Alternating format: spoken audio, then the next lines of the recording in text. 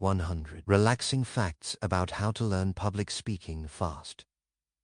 Welcome back, or if you're just joining us, welcome. Get comfortable. Settle in. We're going to explore something really quite wonderful tonight. The mental flip that stops the fear loop when it comes to public speaking.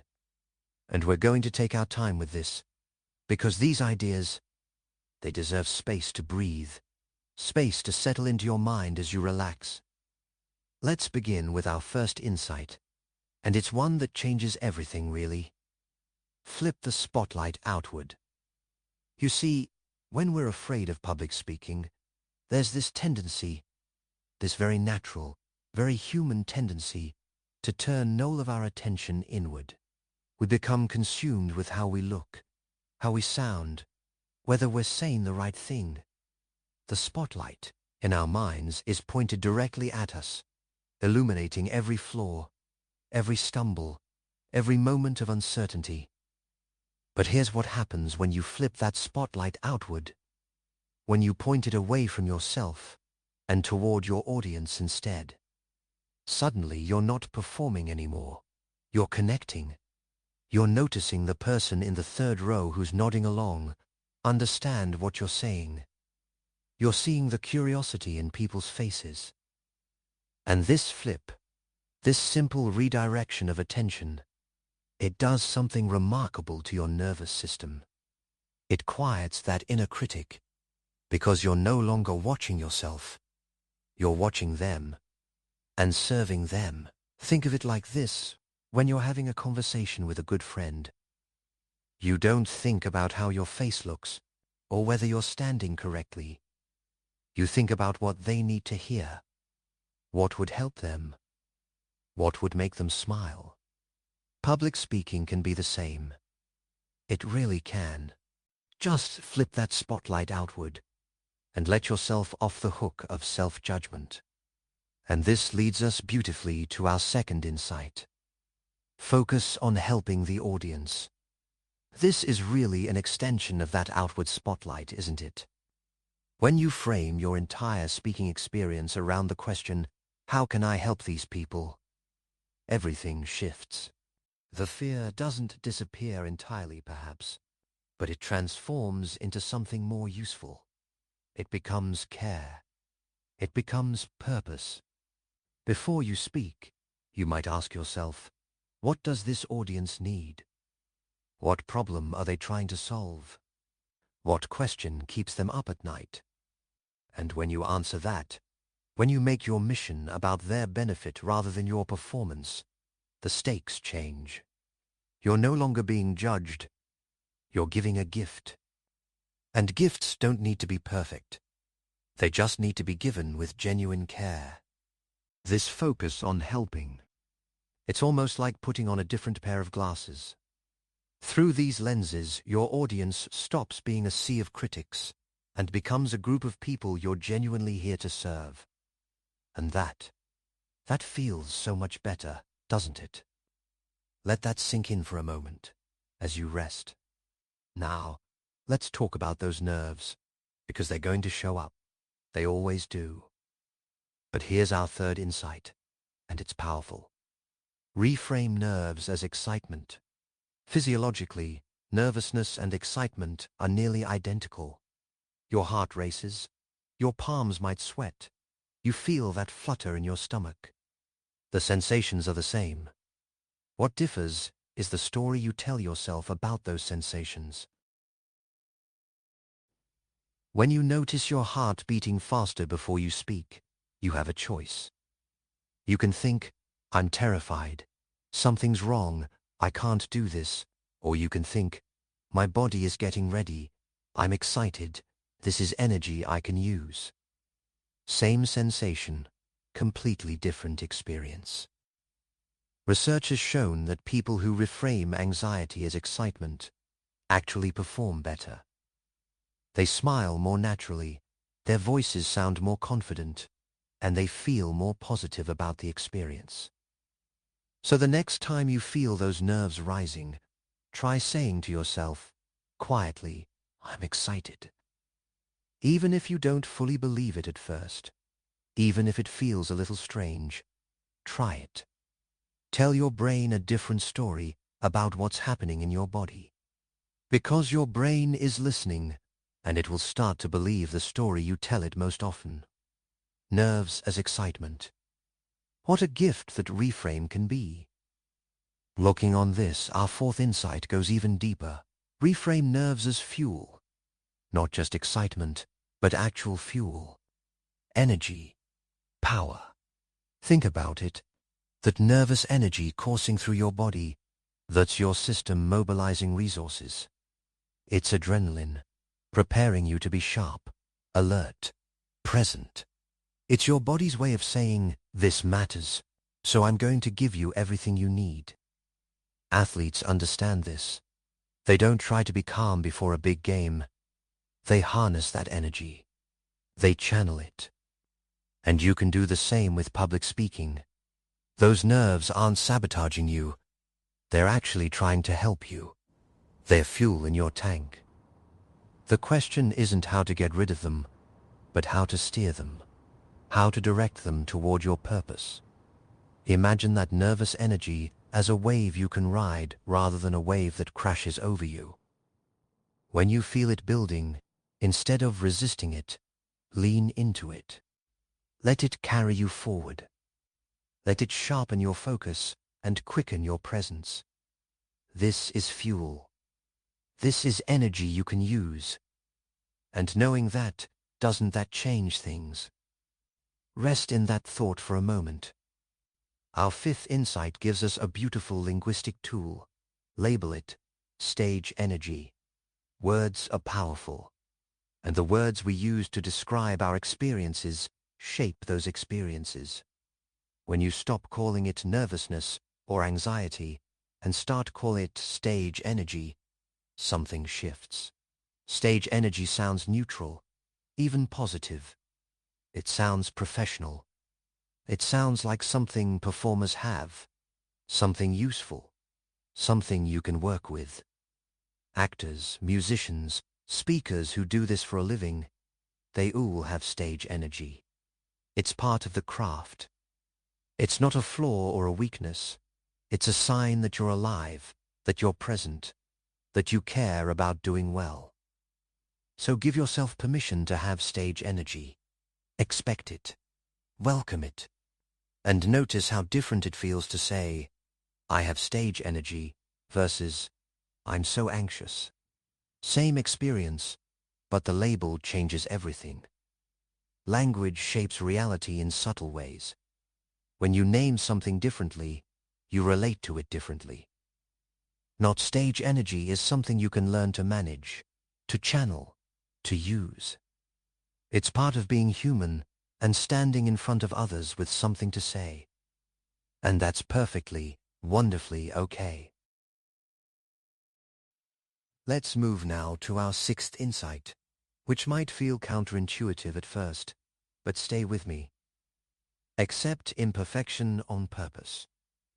Not by accident, not because you failed to be perfect, but on purpose, intentionally. What if, before you ever stood up to speak, you decide, I'm going to make mistakes, and that's part of my plan?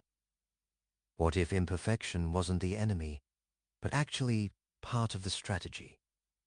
Here's what happens when you accept imperfection on purpose. You stop fighting reality. Perfect speeches don't exist outside of fantasy. Every speaker, no matter how polished, stumbles over words, loses their place, or says something awkwardly. Every single was. But the speakers who seem most confident? They've made peace with this. They've accepted that imperfection is woven into the fabric of communication. When you accept this on purpose, you stop wasting energy trying to achieve the impossible. You stop freezing up when you make a small mistake, because mistakes were part of the plan all along. You might even smile when you stumble, because you knew this would happen. And it's okay. This acceptance, it's actually a form of freedom. It lets you be human, and audiences connect with humans, not robots. Let yourself be beautifully, perfectly imperfect. Our seventh insight gives us a specific target. Aim for 80% success, not 100%. This is practical wisdom that takes the pressure off in such a helpful way.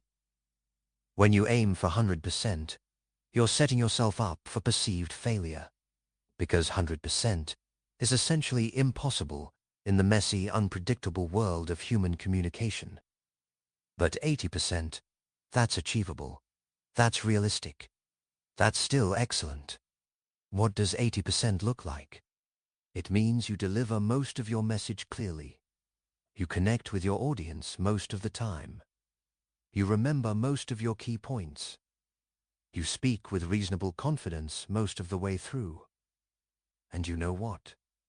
Your audience won't notice the missing 20%. They really won't. They'll receive your message. They'll appreciate your effort. And they'll find value in what you shared. This 80% target is generous to yourself. It allows room for those moments where you lose your train of thought, where you skip a minor point, where you don't phrase something as elegantly as you'd hoped. And in that allowance, you find ease. You find breathing room. You find the space to be human and still succeed. Aim for 80%, and you'll likely exceed your own expectations. Let that be enough. Our eighth insight shifts our focus entirely. Set a friendliness goal, not a performance goal. But before you speak, instead of thinking, I need to nail this presentation, or I need to impress these people, try thinking, I'm going to be friendly and warm with this group. Can you feel how different that is? One is about achievement and judgment. The other is about connection and care. A friendliness goal might sound like, I'm going to smile at people as I speak. I'm going to make eye contact with kindness. I'm going to speak to them the way I'd speak to people I genuinely like. This goal is completely within your control. You can be friendly whether or not your content is perfect. You can be warm whether or not you remember every single point. And here's the beautiful thing.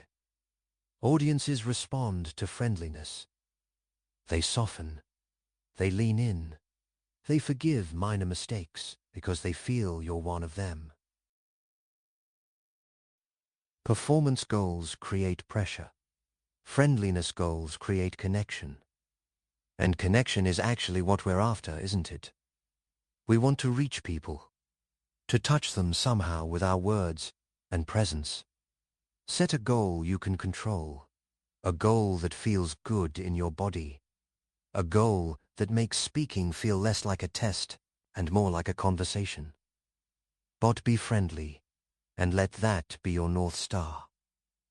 Our ninth insight offers another practical tool. Give yourself a private rating target. This is wonderfully specific. Before you speak, decide privately what success looks like on a scale of 1 to 10.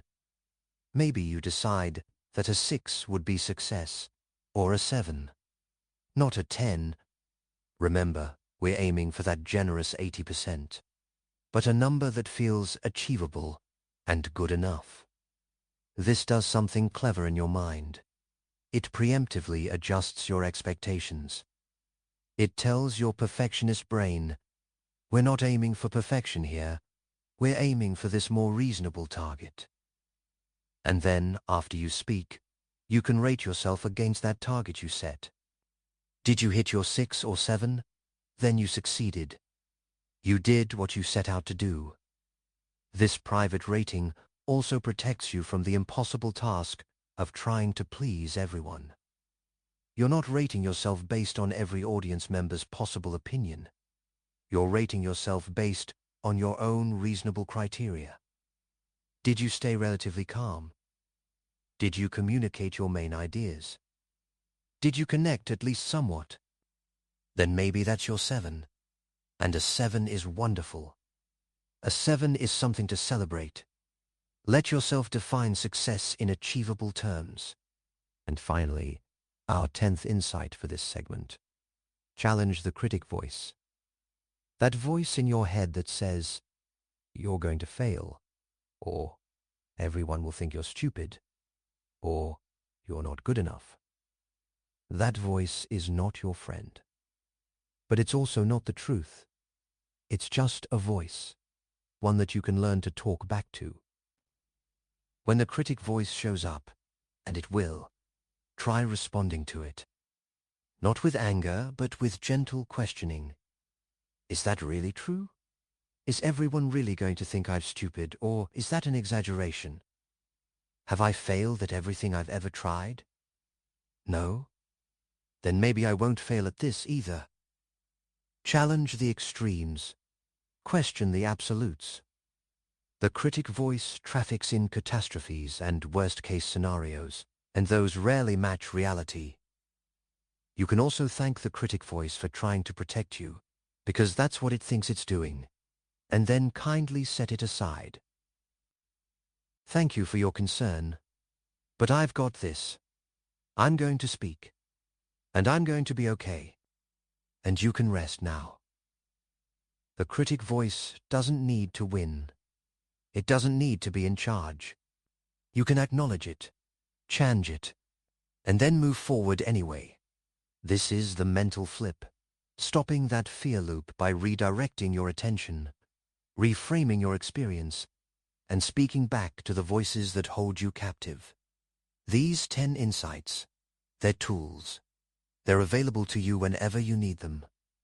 And as you drift off now, let them settle into your mind, becoming part of how you think about speaking, about fear, about your own capable self. Rest well. Let's continue our journey together. Get even more comfortable now if you can. Maybe adjust your pillow. Let your shoulder drop a little more. We're moving into something really quite special. The idea of confidence, identity, how you can become the speaker, quickly, naturally, almost like slipping into a favorite piece of clothing that fits just right. We begin with our 11th insight, and it's foundational. Trust yourself deliberately. Notice that word, deliberately. This isn't about waiting until you feel confident to trust yourself. It's about choosing to trust yourself, making that decision consciously, before the feeling catches up. It's a deliberate act. When you trust yourself deliberately, you're saying, I may not know everything, I may not be perfect, but I trust that I can handle what comes. I trust that I'll figure things out as I go. I trust my ability to adapt. This is different from blind confidence. It's eyes wide open trust. You see your limitations, and you trust yourself anyway. Think about other times in your life when you stepped into the unknown.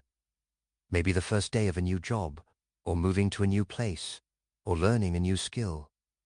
You didn't have the answer then either, but you trusted yourself to navigate it. And you did. You figured it out. That same capacity lives in you now, when you speak in public.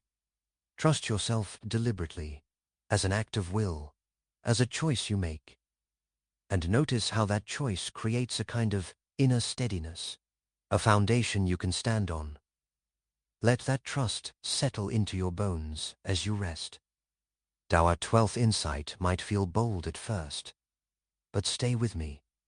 Claim expert status. Now, this doesn't mean pretending to know things you don't. It means recognizing that you genuinely are an expert in something, probably many things. You have unique experience. You have knowledge others don't have. You have a perspective that's entirely your own.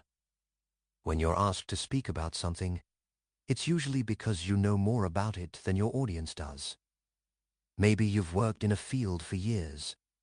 Maybe you've lived through an experience they haven't. Maybe you've simply researched a topic thoroughly.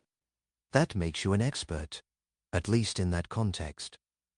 And claiming that status isn't arrogance, it's accuracy. It's owning what you actually know. What happens when you claim expert status internally? You stand differently. You speak with more authority. Not because you're pretending, but because you're acknowledging truth. You're the person in the room with this particular knowledge, and that's worth something. That matters. So before you speak, remind yourself, I'm the expert here. I know this material. I have something valuable to share. Claim it. Own it. Let it be true. And feel how that shifts your presence, even now as you imagine it.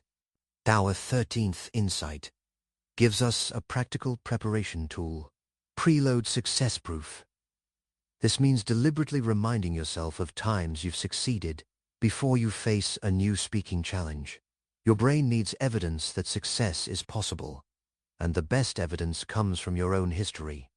But before you speak, take a few moments to remember times when things went well. Maybe you gave a presentation that people complimented. Maybe you spoke up in a meeting and your idea was well received. Maybe you told a story at a dinner party and everyone laughed. These are successes. They're proof that you can do this. And when you load these memories into your conscious awareness before you speak, they color your expectations. Your brain, bless it, is always trying to predict the future based on the past. If you feed it memories of failure and awkwardness, it will predict more of the same. But if you preload it with success proof, it predicts success instead. It expects things to go well. And that expectation changes your body language, your tone, your entire approach. So gather your evidence. Remind yourself of your wins. Let them be the lens through which you view what's coming. Success proof, it's already there in your history, waiting to be remembered. Our 14th insight expands on this beautifully. Use progress evidence from your past. This is slightly different from success proof. Progress evidence isn't about perfect outcomes. It's about growth. It's about recognizing that you've improved, that you've learned, that you're better now than you were before. Maybe your first presentation was terrifying and you stumbled through it. But your third den was a little smoother, and your 10th felt almost comfortable. That's progress. That's evidence that you're learning, growing, becoming more capable with each attempt. Even if you're not where you want to be yet, you're further along than you were. And that trajectory matters. Progress evidence is actually more powerful than perfection because it's real, it's achievable. It tells your brain, I'm on a path, I'm moving forward, I'm getting better. And brains love progress. They respond to it. So before you speak, remind yourself how far you've come. Remember your first nervous attempt and acknowledge how much you've learned since then. You're building a skill, brick by brick, and each experience adds to your foundation. That's progress. That's something to trust. Now, our 15th insight offers something you can use in the moment. Use quick, positive self-talk. This is about having short, powerful phrases ready to deploy when doubt creeps in. Not long affirmations that feel awkward, but quick, simple statements that redirect your mind. Things like, I've got this, or I'm ready, or I'm here to help them, or simply, breathe. These short phrases work because they're easy to remember and quick to say, even just in your mind. They interrupt negative thought spirals and replace them with something more useful. When you notice yourself thinking, oh no, I'm going to mess this up, you can immediately counter with, I've got this. Just like that. Quick, simple, effective. The key is choosing your phrases in advance, before the pressure of the moment. Find 2 or 3 that feel authentic to you, that resonate in your body, and practice them Say them out loud a few times. Let them become familiar. Then, when you need them, they'll be right there, ready to steady you. Quick positive self-talk is like having a supportive friend in your own mind, always ready with encouragement. Let that comfort settle over you.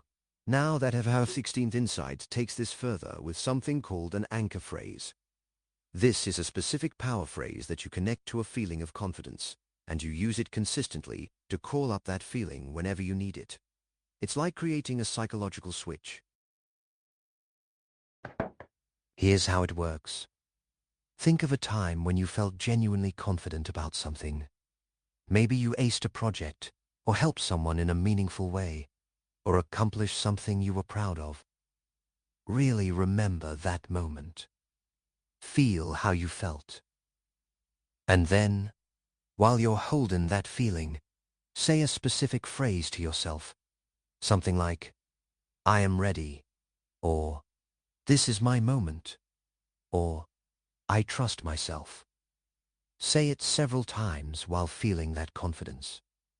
You're creating an association between the phrase and the feeling. And then, with repetition, that phrase becomes an anchor.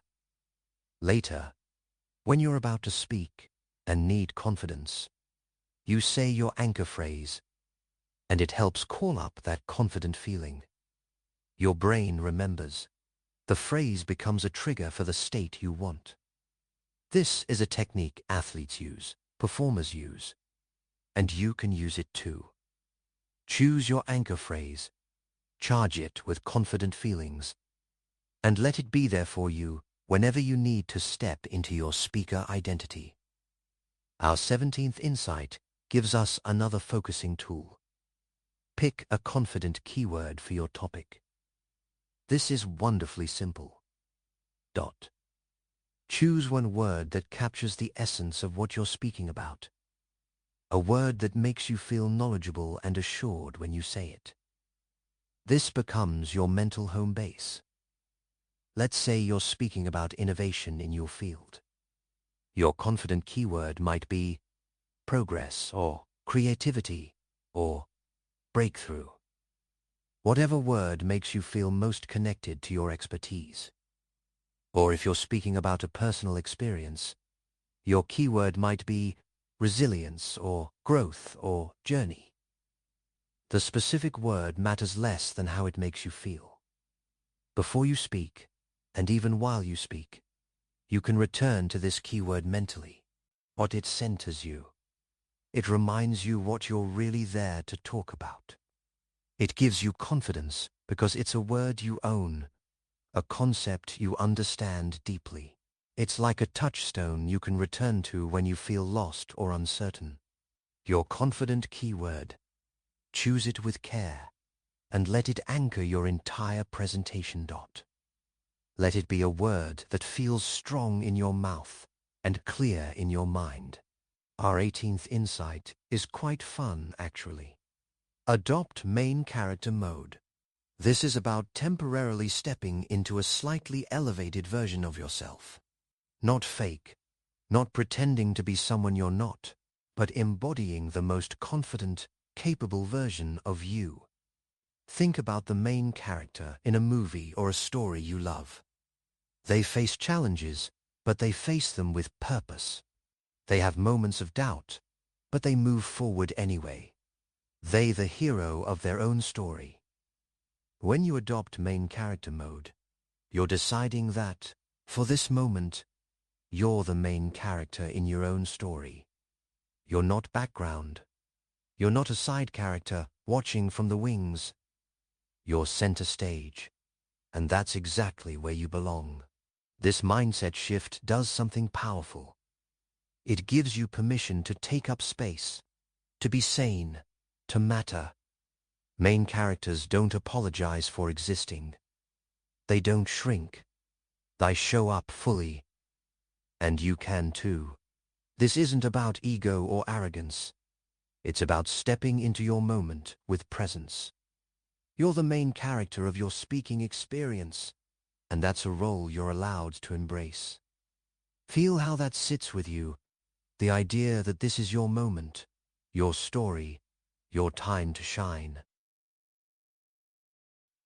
Our 19th insight offers a beautiful visualization. Use a helping hand visualization. Before you speak, close your eyes for a moment and imagine someone you deeply trust standing beside you, perhaps with a hand on your shoulder or back. Someone who believes in you completely. This might be a mentor, a friend, a family member, or even a version of your future self who's already succeeded at this. Feel their presence. Feel their support. They're not going to speak for you, but they're there, steady and calm, reminding you that you're not alone. Their confidence in you is unwavering. Us people visualize this person's hand actually steadying them, literally feeling that supportive touch. Others just sense their presence nearby. Either way, this visualization does something wonderful. It gives you access to borrowed confidence. You carry their belief in you into your speaking moment. And that helps. It really does. You can do this visualization anywhere, anytime. It takes just seconds, and it can shift your entire state. A helping hand always there when you need it, even if it's invisible to everyone else. And our 20th insight, our final one for this segment, is wonderfully practical. Use micro-visualization. Long, elaborate visualizations of your entire speech going perfectly, but tiny, specific mental snapshots of small, successful moments. Before you speak, take just a few seconds to picture yourself doing one small thing well. Maybe you see yourself smiling as you walk to the front, or you see yourself making eye contact with one friendly face, or you see yourself taking a calm breath before you begin. Just done small thing, one moment of success. Micro-visualizations work because they're believable. Your brain doesn't resist them. They're not grandiose or overwhelming. They're just tiny previews of specific actions you can definitely do. And when you visualize these micro moments, you're actually rehearsing them in your mind. You're making them more likely to happen in reality. Athletes do this constantly. School, mastering. They see themselves making the shot, hitting the ball, sticking the landing. Just one moment. And then they do it. You can use micro-visualizations throughout your preparation. See yourself starting strong. See yourself transitioning smoothly between points. See yourself finishing with confidence. Little snapshots, tiny mental rehearsals, each one building your sense of, I can do this. It takes almost no time, and it works. Let your mind practice these small successes now, as you drift towards sleep. This is your confidence identity, built deliberately, claimed consciously, reinforced with evidence and visualization, and powerful self-talk. You're not waiting to feel like a speaker. You're choosing to become way, step by step, tool by tool. These insights are yours now. They're available whenever you need them. And as you rest, they're settling deeper, becoming part of how you see yourself. A speaker, confident, ready, capable. Welcome to this next part of our gentle journey. Let yourself sink even deeper into comfort now. We're going to explore something essential, knowing who you're talking to and knowing what you're saying. These might seem obvious, but there's real wisdom here, real craft. And we'll take our time discovering it together. Let's begin with our 21st insight. Know your audience quickly. You don't need to conduct elaborate research or spend hours analyzing demographics. You just need to answer a few simple questions that help you connect with the people in front of you. Who are they? What do they care about? What do they need from you? Sometimes you can learn this in just a few minutes before you speak. Ask the person who invited you. Look around the room. Notice what kind of event this is. What brought these people together? Are they colleagues looking for practical solutions? Students wanting to learn something new? A community group gathering for inspiration? Each audience has different needs, different expectations, different ways they want to be spoken to. When you know your audience quickly, even just the basics, you can adjust your language, your examples, your entire approach to meet them where they are. You're not speaking into a void. You're speaking to actual humans with specific interests and needs. And that knowledge, it focuses you. It gives you direction. You're not just presenting information. You're offering something to someone. Let that simple clarity ease your mind as you rest. Our 20-second insight is beautifully practical. Give your talk a line title. Not a fancy title for a program or poster, but a simple, clear statement of what you're actually going to talk about. One line that captures the essence. This is for you, not for them. It's your anchor. Something like, I'm teaching them how to manage stress at work. Or, I'm sharing why community gardens matter. Or, I'm explaining our new project timeline. One sentence, clear and simple. When you have this N-line title in your mind, you always know what you're doing up there. If you start to wander or get lost, you can return to it. Right, I'm teaching them stress management. This story I'm about to tell, does it serve that purpose? Yes. Good. This N-line title keeps you on track without being rigid. It's like a compass. You can take different paths, explore different examples, adjust based on how the audience responds, but you always know your destination. Give your talk a one-line title. Write it down, look at it before you speak, and let it guide you. Simple, clear, focusing. Let that clarity settle into your awareness now. Our 23rd insight builds on this foundation. Prepare a simple outline. Not a full script, not every word written out, but a simple structure. 3 to 5 main points perhaps. A begin, a middle, an end. Just enough structure to hold your content together, like a skeleton that gives shape to your talk. Your outline might look like this. Introduction and why this matters. Point being with an example. Point 2 with an example. Point 2 with an example. Point 2 with an example. Conclusion with a call to action or key takeaway. Simple. You can see the whole thing at a glance. You know where you're going. And within that structure, you have freedom to be natural, to respond to the room, to let your personality come through. Simple outlines prevent you from getting lost without making you sound scripted. You're not memorizing paragraphs. You're remembering a path. And paths are easy to remember because they make sense. They have logic. First this, then that, then the other thing. Your brain can hold that easily, so give yourself the gift of a simple outline and trust that the words will come when you need them. Structure without rigidity, freedom within form. Rest in that balance. Our 24th insight offers a specific technique. Use chunking for your talk.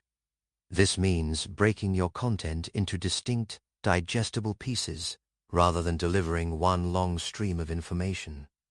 Each chunk is complete in itself, and then you move to the next numbers. This helps both you and your audience. Before you as the speaker, chunks are easier to remember and easier to deliver. You focus on one piece at a time. You finish it, you pause, you move to the next piece. You're not trying to hold everything in your mind at once. You're just delivering this chunk right now. And when this chunk is done, you'll deliver the next inquiry. It's manageable, It's clear. For your audience, chunks are easier to follow and easier to remember. They can see the structure. They can tell when you've finished that idea and move to another. They have moments to process what you've said before new information arrives. Chunking respects the way human attention actually works. We focus, we process. We need a moment. Then we're ready for the next thing. So as you prepare your talk, think in chunks, not on big mass of content, but distinct pieces that fit together. Maybe you have 3 main chunks, or 4, or 5. Each sphere gets its moment. Each sphere gets space to breathe. And you move through them with clarity and ease. Let that chunked structure organize your thoughts even now. Our 25th insight is about language itself. Use short, clear sentences.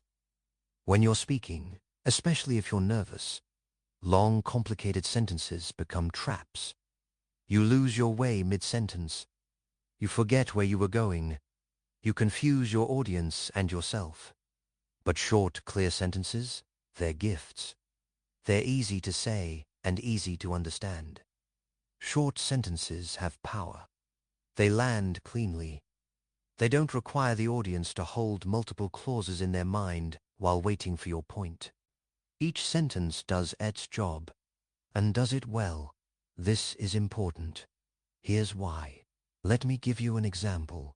Clear, direct, strong. This doesn't mean you have to sound choppy or simplistic. You can vary your rhythm. You can include a longer sentence occasionally for flow. But your default, especially when saying something important, should be clarity. Short and clear. If you can make your point in fewer words, do it. Your audience will thank you. Your nervous system will thank you. Because short, clear sentences are easier to deliver under pressure. They're almost impossible to mess up. And that ease, let it relax you right now. Our 26th insight addresses rhythm and breathing.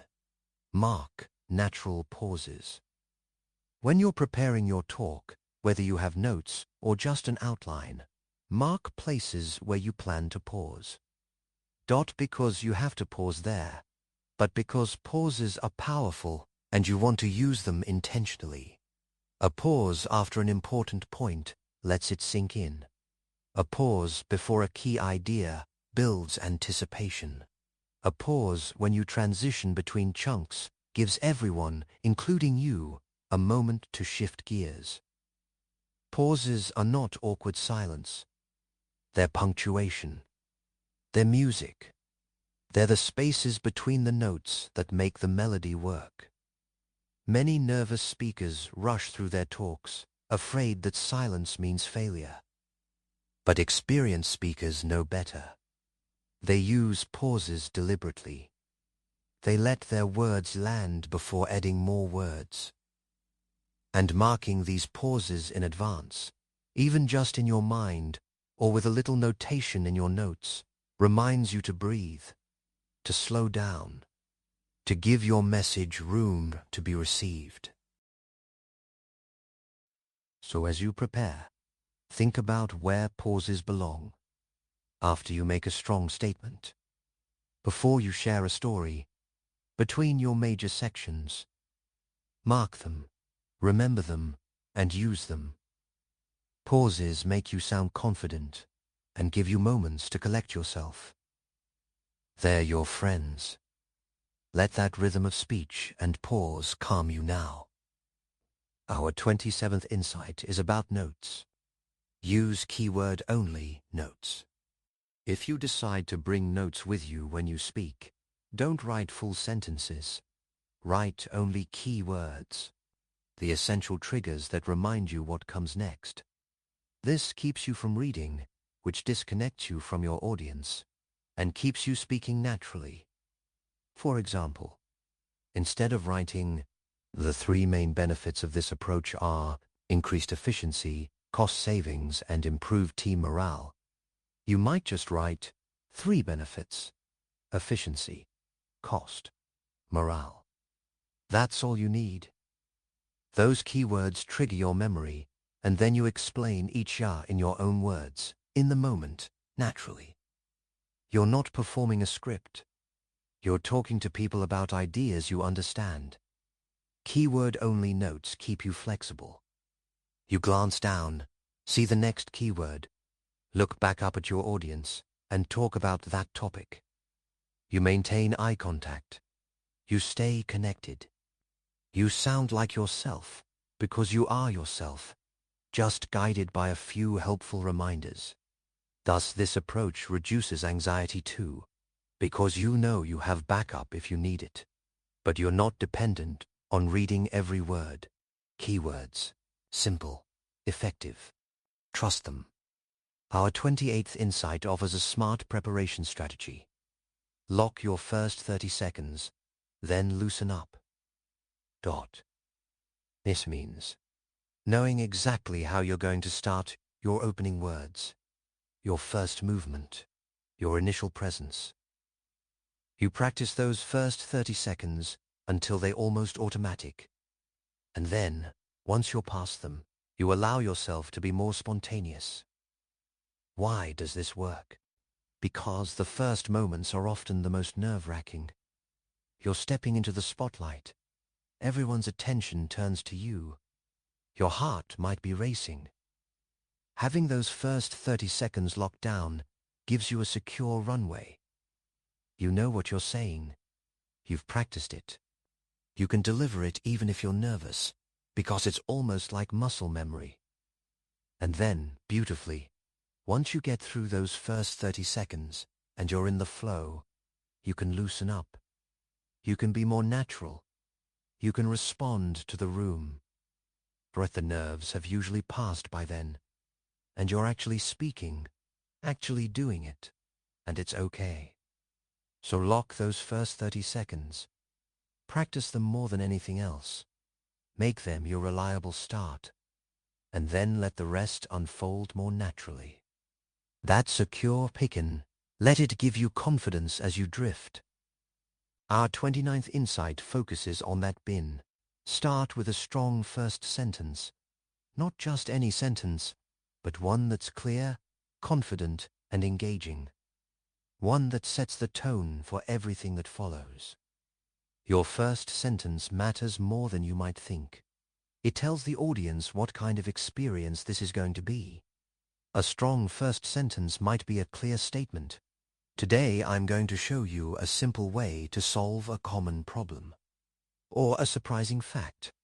Most people don't know that this industry wastes millions of dollars every year on something completely avoidable. Or even a warm greeting combined with your purpose. I'm so glad to be here with you today to talk about something that's changed how I think about leadership. Whatever your first sentence is, practice it until it feels solid and natural. Make it something you can say with confidence, something that sets up what's coming without being complicated or clever for cleverness' sake. Just strong, clear, welcoming or intriguing, or purposeful. Your first sentence is your handshake.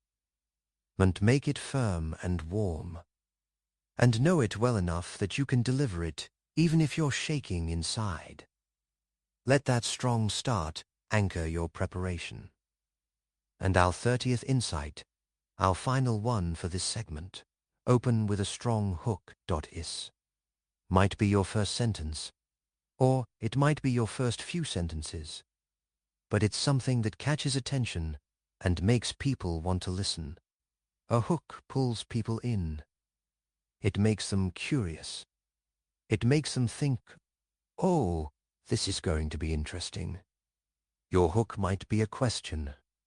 Have you ever wondered why some people seem naturally confident while others struggle? Or a story. Last Tuesday, something happened that completely changed how I think about this topic. Or a bold statement. Everything you've been told about productivity is probably wrong. The specific hook matters less than its effect. Does it create interest? Does it make people lean in slightly? You don't need a dramatic or theatrical hook. You just need something that signals, this matters. Pay attention. This will be worth your time. And then you deliver on that promise. Ooh, your hook is a contract with your audience. It says, if you listen, I'm going to give you something valuable. So craft that opening moment with care. Make it something that engages without being gimmicky, that invites without demanding. Practice your hook along with your first 30 seconds. Not make them strong together. And then trust them to carry you into the rest of your talk, where you know your audience, you know your message, and you know how to deliver it with clarity and purpose. This is your foundation, knowing who you're talking to and what you're saying. With these insights, you're not walking into a speaking situation blind. You have structure without rigidity. You have preparation without scripts. You have clarity about your audience and your message. And that clarity is calming, isn't it? It removes so much uncertainty. You know what you're doing up there. You know why it matters. You know how to deliver it. Rest in that knowledge now. Let these practical tools settle into your mind, becoming part of your preparation process, part of how you approach every speaking opportunity. You're learning. You're growing. You're becoming more capable with each insight. Let yourself become even more relaxed now. Notice how comfortable you are. We're going to explore something wonderful, how to make your talks memorable, and how to practice in ways that actually work. And we'll do it gently, letting each idea sink in as you drift. Let's begin with our 31st insight, and it's one of the most powerful tools you have. Tell your personal story. Not 3 stories, not 5, just one. One brief, genuine story from your own experience that connects to your message. Stories do something that facts and information alone cannot do. They create connection. They make you human. They help people remember. Your story doesn't need to be dramatic or extraordinary. It just needs to be true and relevant. Maybe it's about the time you learned an important lesson. Maybe it's about a moment that changed your perspective. Maybe it's about a simple observation you made that illuminates your point. The power isn't in the grandness of the story. It's in the authenticity of it, and in how clearly it connects to what you're teaching. When you tell a personal story, something shifts in the room. People relax. They lean in. They stop seeing you as a distant speaker and start seeing you as a person who has lived, who has struggled, who has learned things worth sharing. One toi. Know one story. Choose it carefully. Practice telling it simply, and let it be the moment in your talk where people really connect with you. That connection, it's the foundation of memorability. Let that truth settle over you now. Our 30-second insight is interactive. Ask a question early. Within the first minute or 2 of your talk, ask your audience something. Not a rhetorical question that you immediately answer yourself, though those can work too, but ideally a real question that makes them think, or respond, or raise their hands or nod in recognition. Questions wake people up. They turn passive listeners into active participants, even if that participation is just mental. When you ask, how many of you have experienced this, and hands go up, you've created engagement.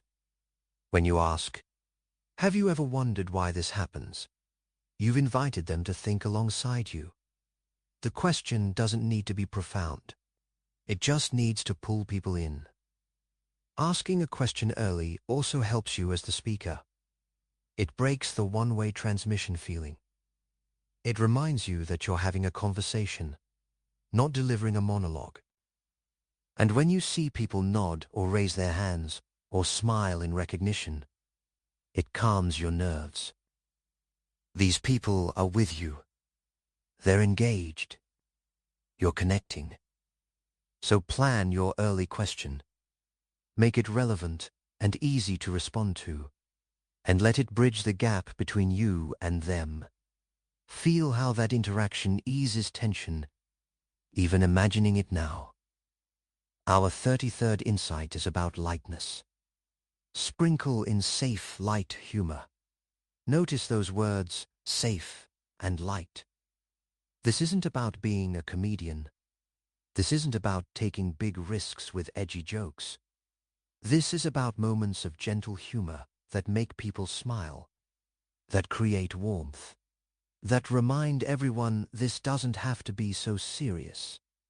Safe, light humor might be a small, self-deprecating comment.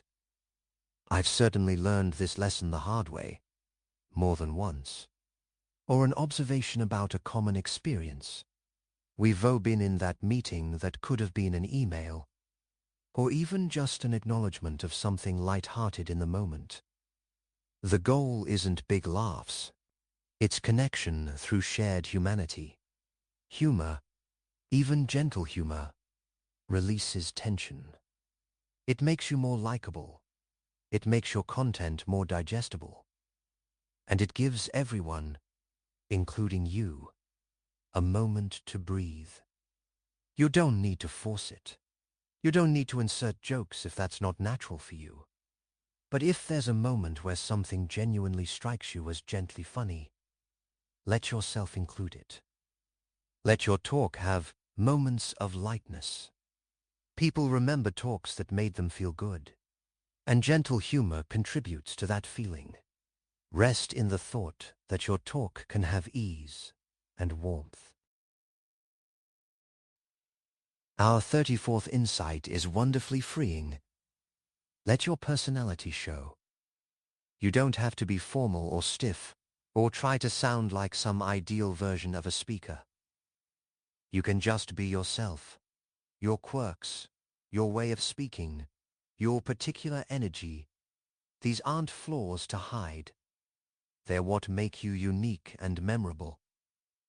If you're naturally enthusiastic, let that enthusiasm come through. If you're more quiet and thoughtful, that's valuable too. If you use certain phrases or gestures when you're comfortable talking to friends, those same natural expressions can show up in your public speaking. The goal isn't to transform into someone else. It's to bring your authentic self to the speaking situation. People connect with authenticity. They can sense when someone is being genuine versus performing. And genuine is so much more engaging, so much more memorable. When you let your personality show, you stop wasting energy trying to be perfect or polished, and you can focus that energy on connecting and communicating. You're enough just as you are. Your personality is an asset, not a liability. Let that permission wash over you now. You can be yourself. What a relief that is. Our 35th insight brings closure. End with a clear closing line. Just as you locked your first 30 seconds, know how you're going to end. Have a final sentence that signals completion, that wraps things up, that leaves your audience with a clear takeaway or call to action. Endings matter. They're the last thing people hear, and they shape how the entire experience is remembered. Your closing line might be a summary. So remember, the 3 keys are preparation, practice, and presence. Or a call to action. I hope you'll try this approach and see what happens. Or a meaningful thought. The courage to speak up is the courage to lead. Whatever it is, make it clear and confident. Avoid trailing off or saying, "So, yeah, that's it." End strong. Practice your closing line along with your opening. Know it well. And when you deliver it, let there be a moment of pause after. A brief silence that allows it to land before the applause or questions or next thing. That pause signals, "I'm done." This is complete. And completion feels good. It gives both you and your audience a sense of satisfaction. A clear ending. Let that idea of closure comfort you. Our 36th insight is practical preparation. Have a simple backup plan. What if your technology fails? What if you lose your place? What if someone asks a question you can't answer? Having a simple backup plan reduces anxiety because you know you can handle the unexpected. Your backup plan doesn't need to be elaborate.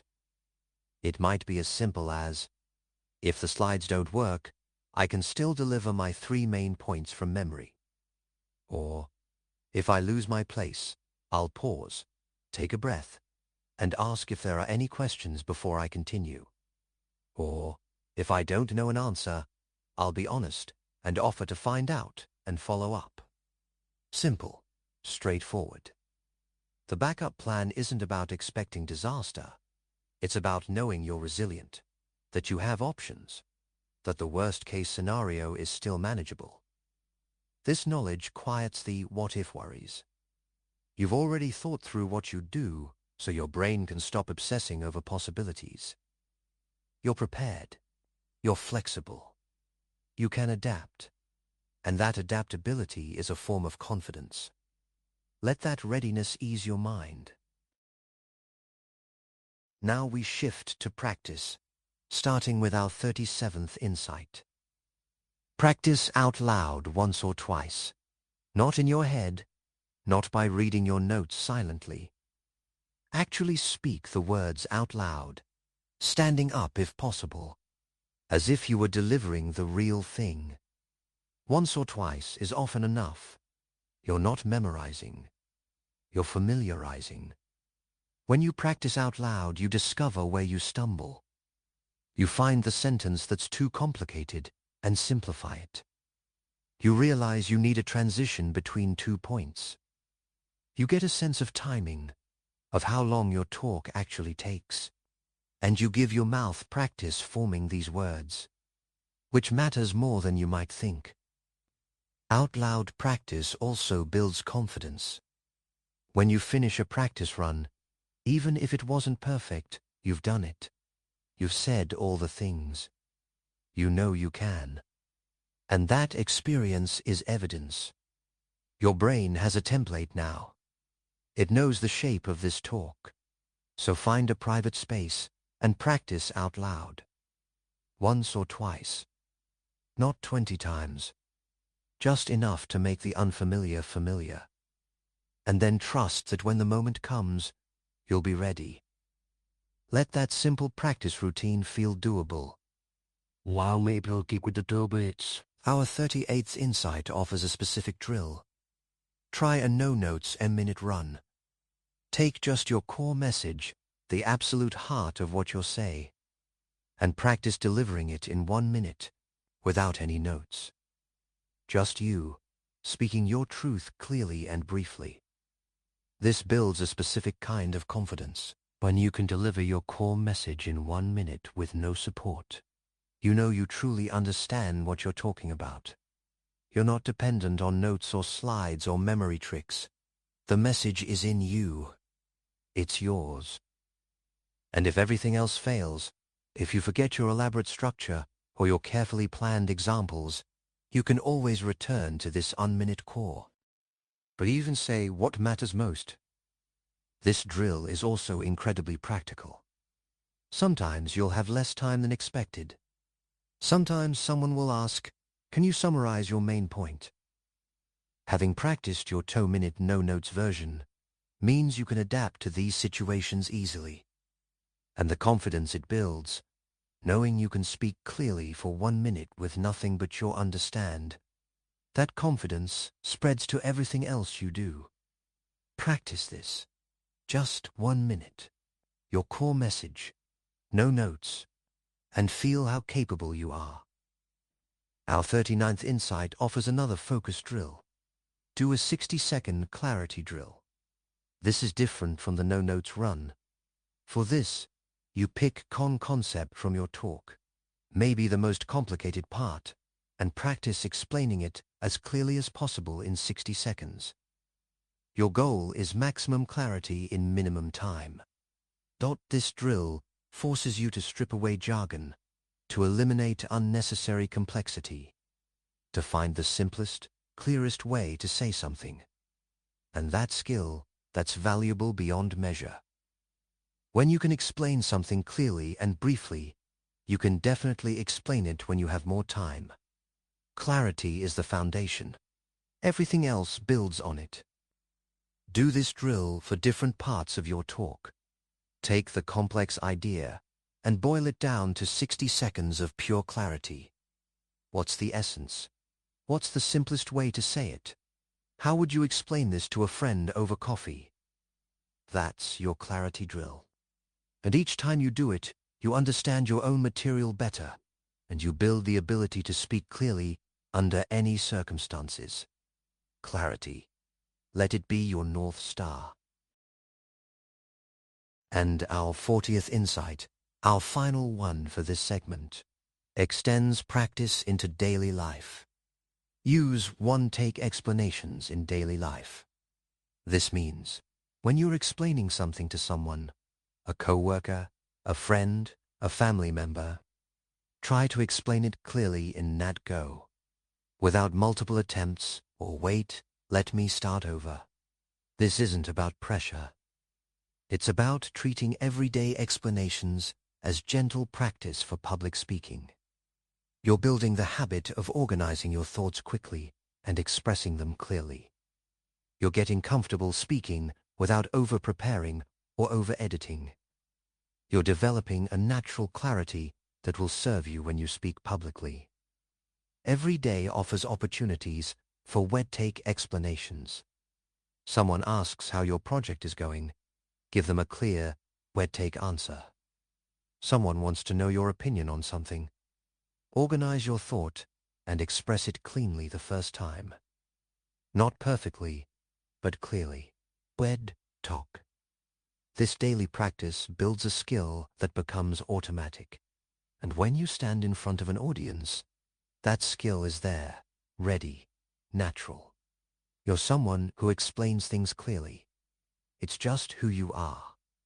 Let that identity settle into place. This is how you make your talks memorable, and how you practice in ways that actually work. Personal stories create connection. Questions create engagement. Gentle humor creates warmth. Your personality creates authenticity. And clear endings create satisfaction. Then you practice them out loud, in focused drills, in daily life. Not for hours and hours, but intentionally, efficiently, building the skills and confidence you need. These tools are practical. They're doable. They don't require perfection or vast amounts of time. They just require intention and a willingness to try. And you have both of those. You're learning not just to speak, but to speak in ways people remember, in ways that matter. And you're practicing in ways that build real capability, real confidence. Rest now, knowing that memorable speaking is within your reach. Let these insights become part of your approach. Let them guide you as you prepare and practice. You're becoming the speaker you want to be, through insight at a time, through practice session at a time. Let yourself settle even more deeply now. We're going to explore something really quite liberating.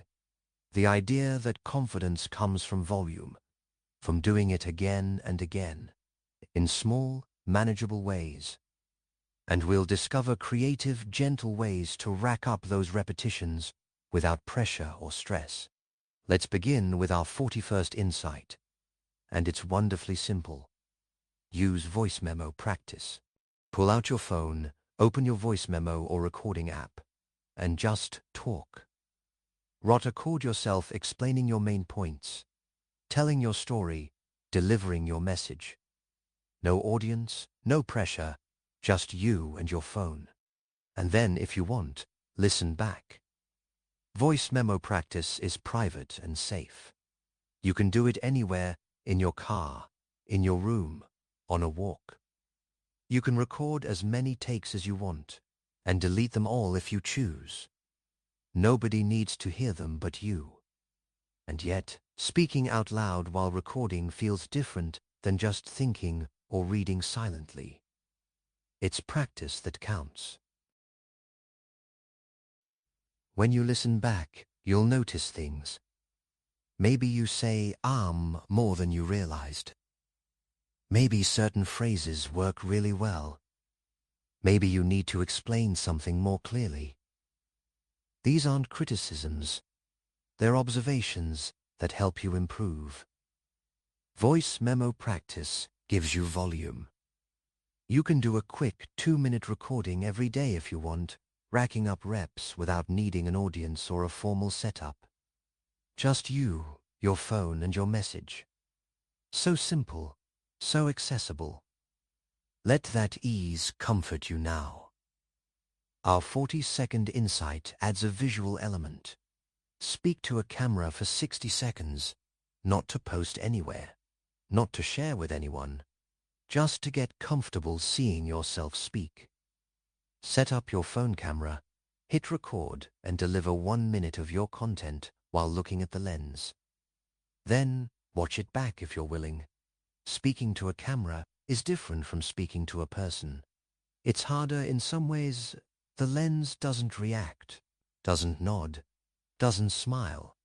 It's just there, neutral and recording. But this practice is valuable precisely because it's challenging. When you can speak clearly to a camera, speaking to real people feels easier by comparison.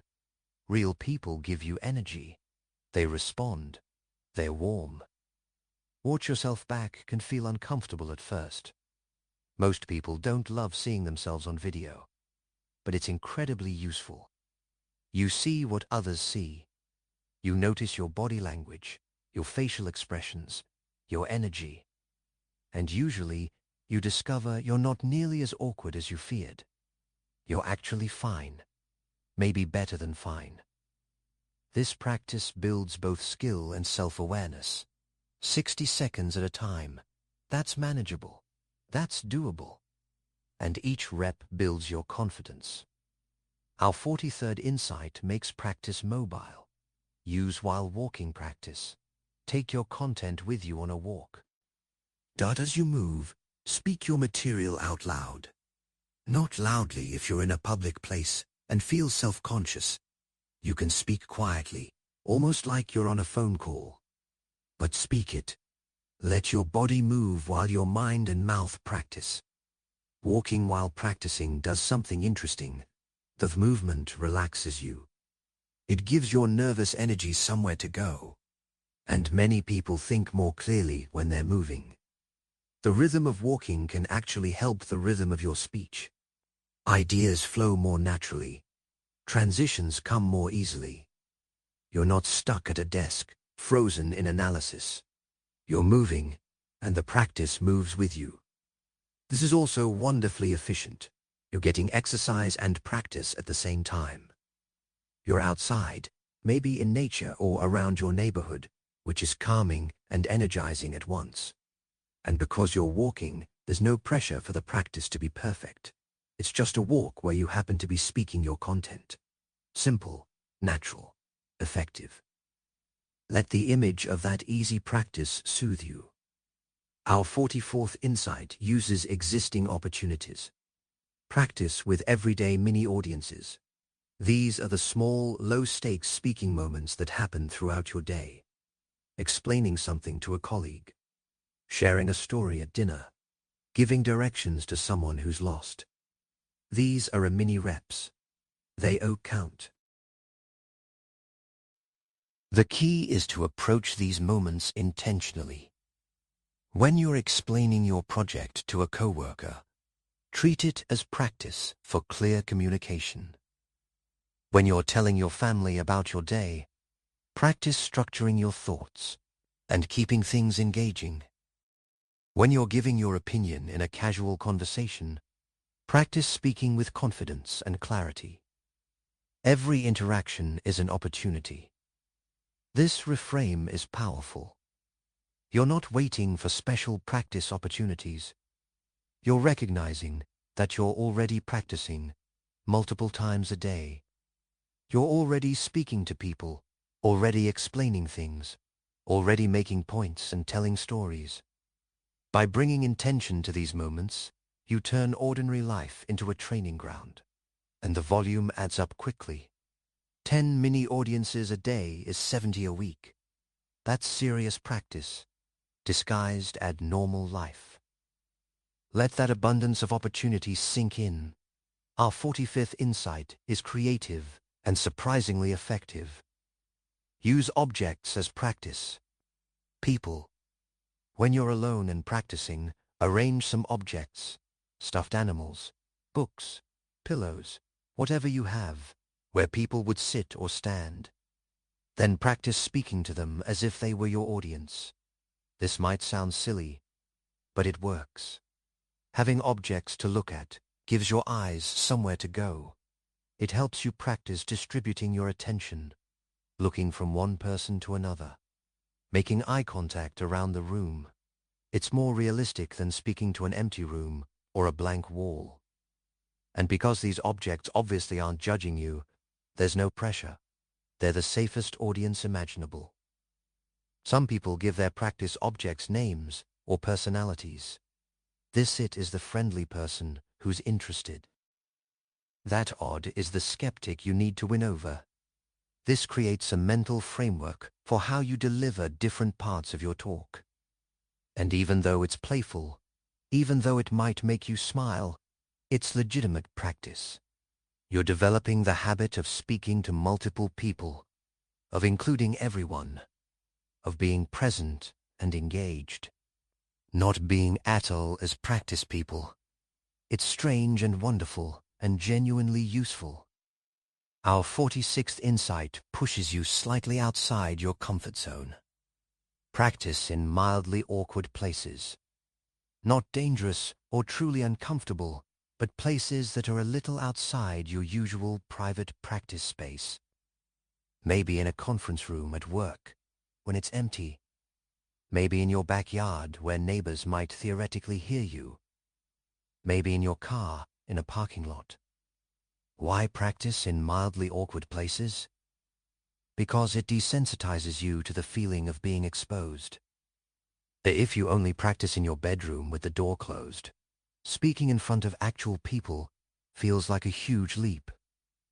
But if you've practiced in your car, in a park, in an empty classroom, in slightly vulnerable situations, then stepping in front of an audience feels like just one more step, not a giant jump. To mildly awkward practice also teaches you to focus despite distractions. Someone might walk by. You might feel a little self-conscious, and you keep going anyway. This builds resilience. It teaches your nervous system that you can speak even when conditions aren't perfect, even when you feel a bit exposed. And that's exactly what you need for real speaking situations. Mild awkwardness is a training tool. It's helpful discomfort that builds real capability. Rest in knowing you can handle it. Our 47th insight uses observation as practice. Watch a short clip of a good speaker. Not for hours, just a few minutes. Find a TED Talk or keynote or interview with someone who speaks well and watch with intention. How do they start? How do they use pauses? What's their energy like? How do they tell stories? You're not watching to copy them exactly. You're watching to absorb what good speaking looks and sounds like. Your brain learns by observation as well as by doing. When you watch skilled speakers, you're training your internal model of what's possible, what works, what resonates. And then, when you practice yourself, you naturally incorporate some of what you've observed. This is passive practice in a sense, but valuable passive practice. You're building your understand of the craft. You're seeing different styles and approaches. You're noticing what you like and what you want to bring into your own speaking. Watch a short clip, maybe 5 or 10 minutes, before you practice. Let it prime your brain. Let it inspire you, and then go speak yourself. The watching and doing work together beautifully. Our 48th insight emphasizes a critical component. Get rapid feedback and repeat. Practice isn't just about volume. It's about volume with adjustment. You practice, you notice what worked and what didn't. You adjust, and you practice again. This cycle is where real improvement happens. Rapid feedback can come from yourself, listening to your voice memo or watching your video, and noticing patterns. But it can come from a trusted friend who watches a practice run and shares observations. It can even come from the feeling in your body. Did that feel smooth or awkward? Was that clear or confusing? You don't need elaborate critique. You just need awareness. The key word is rapid. Don't wait days between practice sessions. If you practice today and notice something, adjust it and practice again tomorrow. The faster the feedback loop, the faster you improve. This is how athletes train. This is how musicians develop. Short cycles of practice, feedback, adjustment, more practice. And each cycle makes you better. You're not just racking up mindless reps. You're racking up thoughtful reps that build real skill. Let that purposeful practice guide you. Our 49th insight eases the pressure. Start small and safe. You don't need to jump immediately into a big presentation in front of strangers. Just start with the smallest, safest audience you can find. Maybe one trusted friend. Maybe your partner or family member. Maybe a small team meeting where you share a brief update. Small and safe audiences give you low-risk reps. You can practice, you can stumble, you can learn, and the stakes are manageable. And here's what happens. Each small success builds confidence for the next slightly bigger opportunity. You speak to one person successfully, then maybe 2 or 3, then 5 or 10. Then eventually, larger groups feel like just a natural progression, not a terrifying leap. There's no shame in starting small. Every skilled speaker started somewhere. They spoke to small groups before large ones. They practiced in safe spaces before high-stakes ones. You're following the same path. You're building gradually, sensibly, in a way that lets your confidence grow alongside your skill. Start small, start safe, and let each experience prepare you for the next. That gradual growth, it's sustainable and real. And our 50th insight, our final one for this segment, offers important wisdom. Limit last-minute changes. Once you're within a day or two of your actual speaking moment, resist the urge to completely restructure your talk or add major new elements.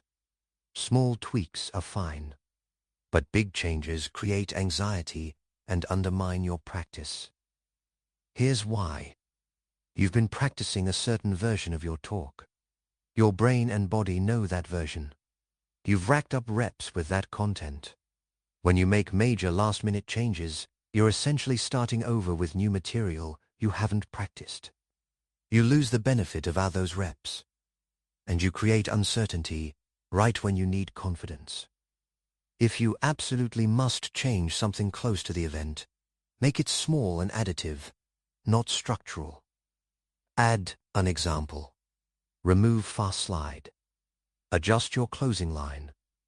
But keep the core intact. Trust the practice you've done. Trust that what you've prepared is good enough. Last-minute tinkering usually comes from anxiety, not from genuine improvement. So give yourself a practice deadline, maybe 2 days before, after which the content is locked. No more changes. Just final run-throughs of the version you know. That stability, it's a gift to your nervous system. This is how you rack up reps fast and build confidence through volume. Voice memos, camera practice, walking practice, mini audiences, creative setups, mildly challenging environments, observation, rapid feedback cycles, small beginnings, and strategic discipline about changes. These aren't complicated techniques. They're practical, accessible ways to practice more without needing perfect conditions or enormous amounts of time. Confidence truly does come from volume, not from one perfect practice session, but from dozens of imperfect ones. Not from waiting until you feel ready, but from practicing until you become ready. Each rep matters. Each what builds the neural pathways, the muscle memory, the familiarity that creates genuine confidence. You can start tomorrow. One voice memo. One walk where you speak your content. Not one mini audience where you intentionally practice clarity. Just start. The reps will accumulate. The confidence will grow, and before you know it, you'll be someone who speaks regularly, naturally, with increased ease. Rest in that vision now. See yourself practicing often, in creative ways, building skill through sheer volume and thoughtful repetition. You're becoming capable not through magic, but through consistent, manageable practice. And that's the most reliable path there is. We're going to explore something essential: how to get your body on your side before you speak. How to create calm when you need it most. And we'll move through these insights gently, like a warm conversation with a trusted friend. Let's begin with our 51st insight, and it's about preparation. Visit or visualize the room. If you can, go to the actual space where you'll be speaking before the event. Walk around. Stand where you'll stand. Look at where the audience will sit. Feel the space.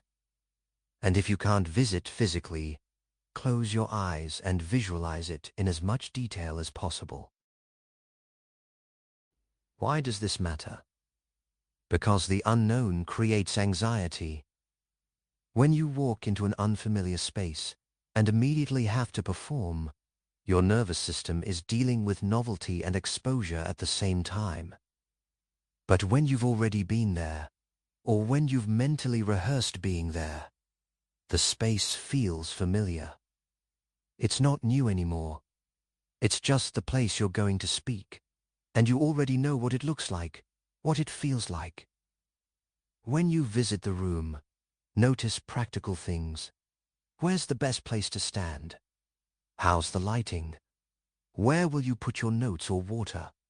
These details give you a sense of control, and even if you can only visualize, creating that mental picture reduces uncertainty. Your brain has a template now. When you arrive for real, it feels like coming back to a place you know, not entering the unknown.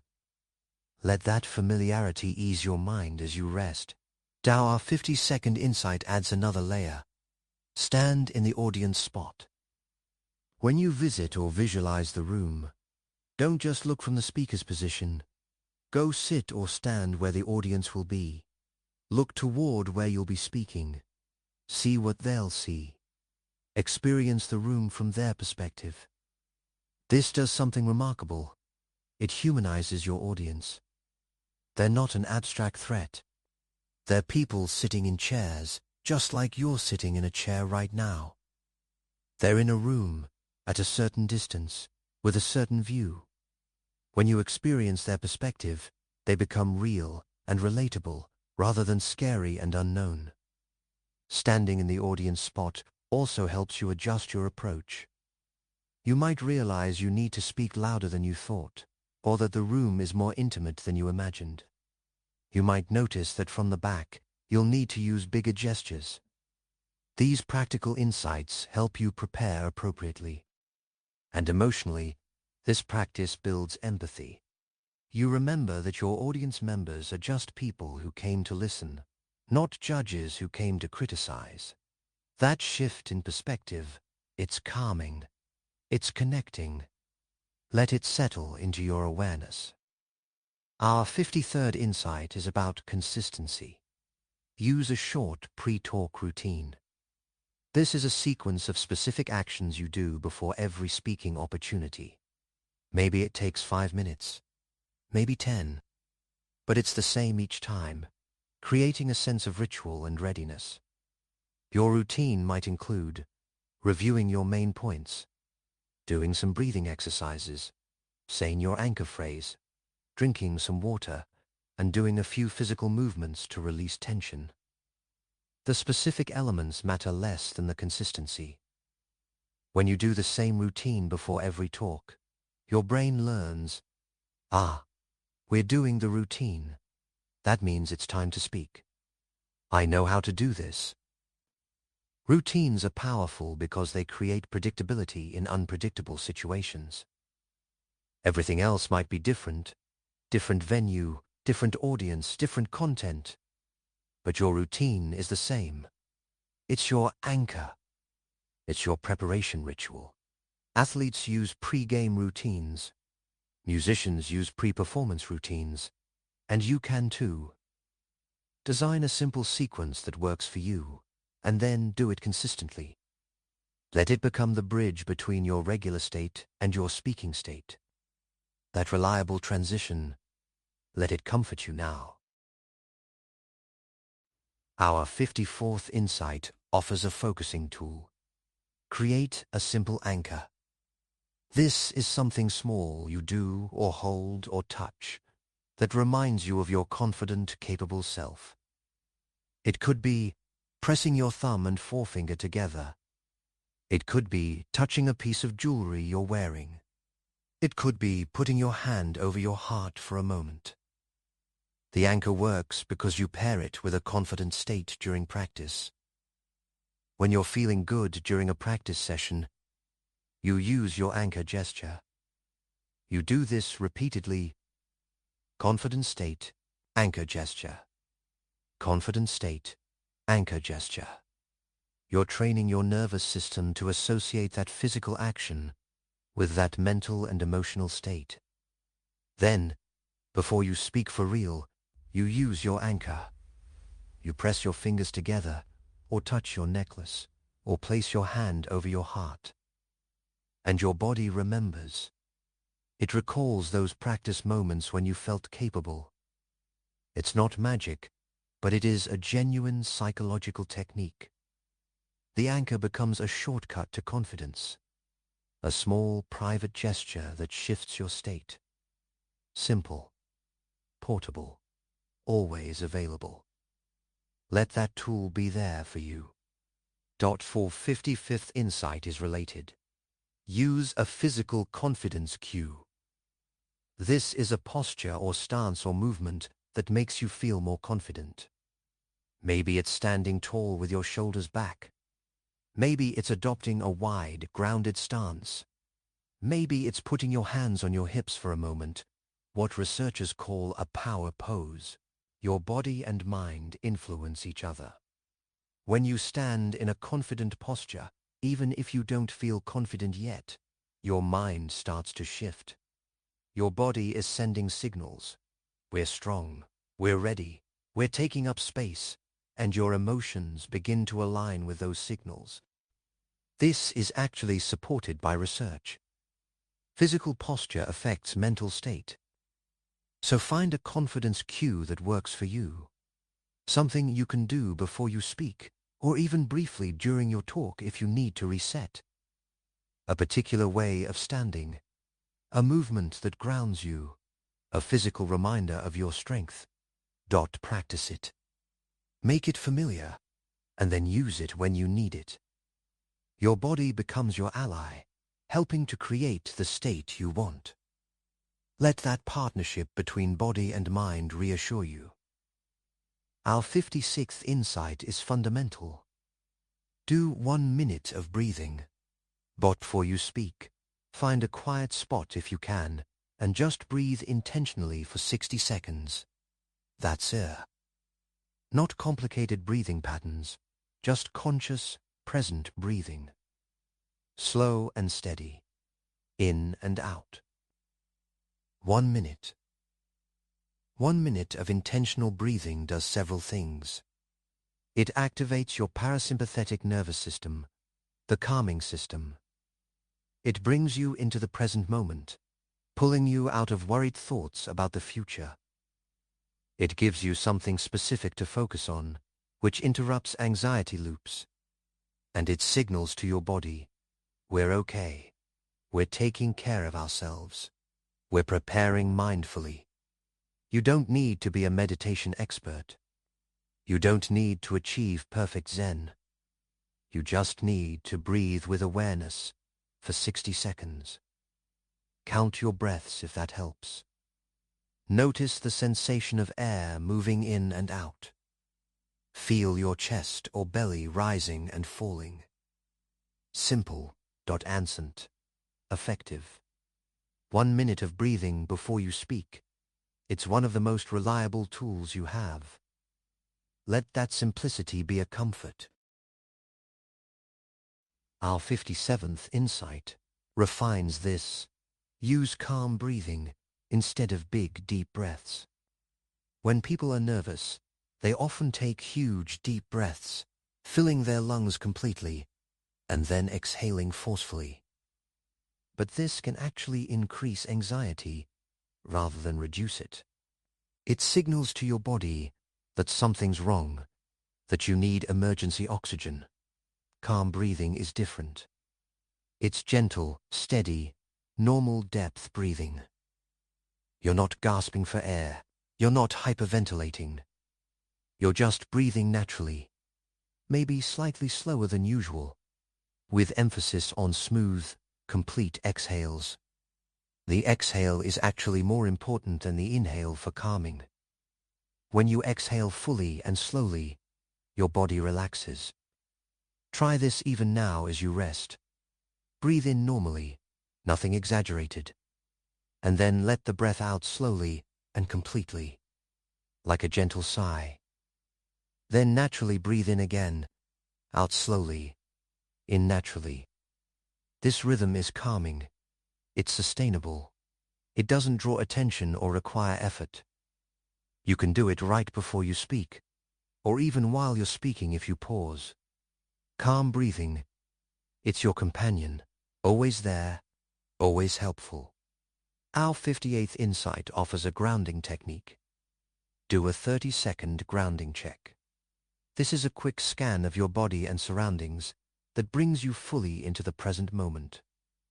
Before you speak, take 30 seconds to notice your feet on the ground, your breath.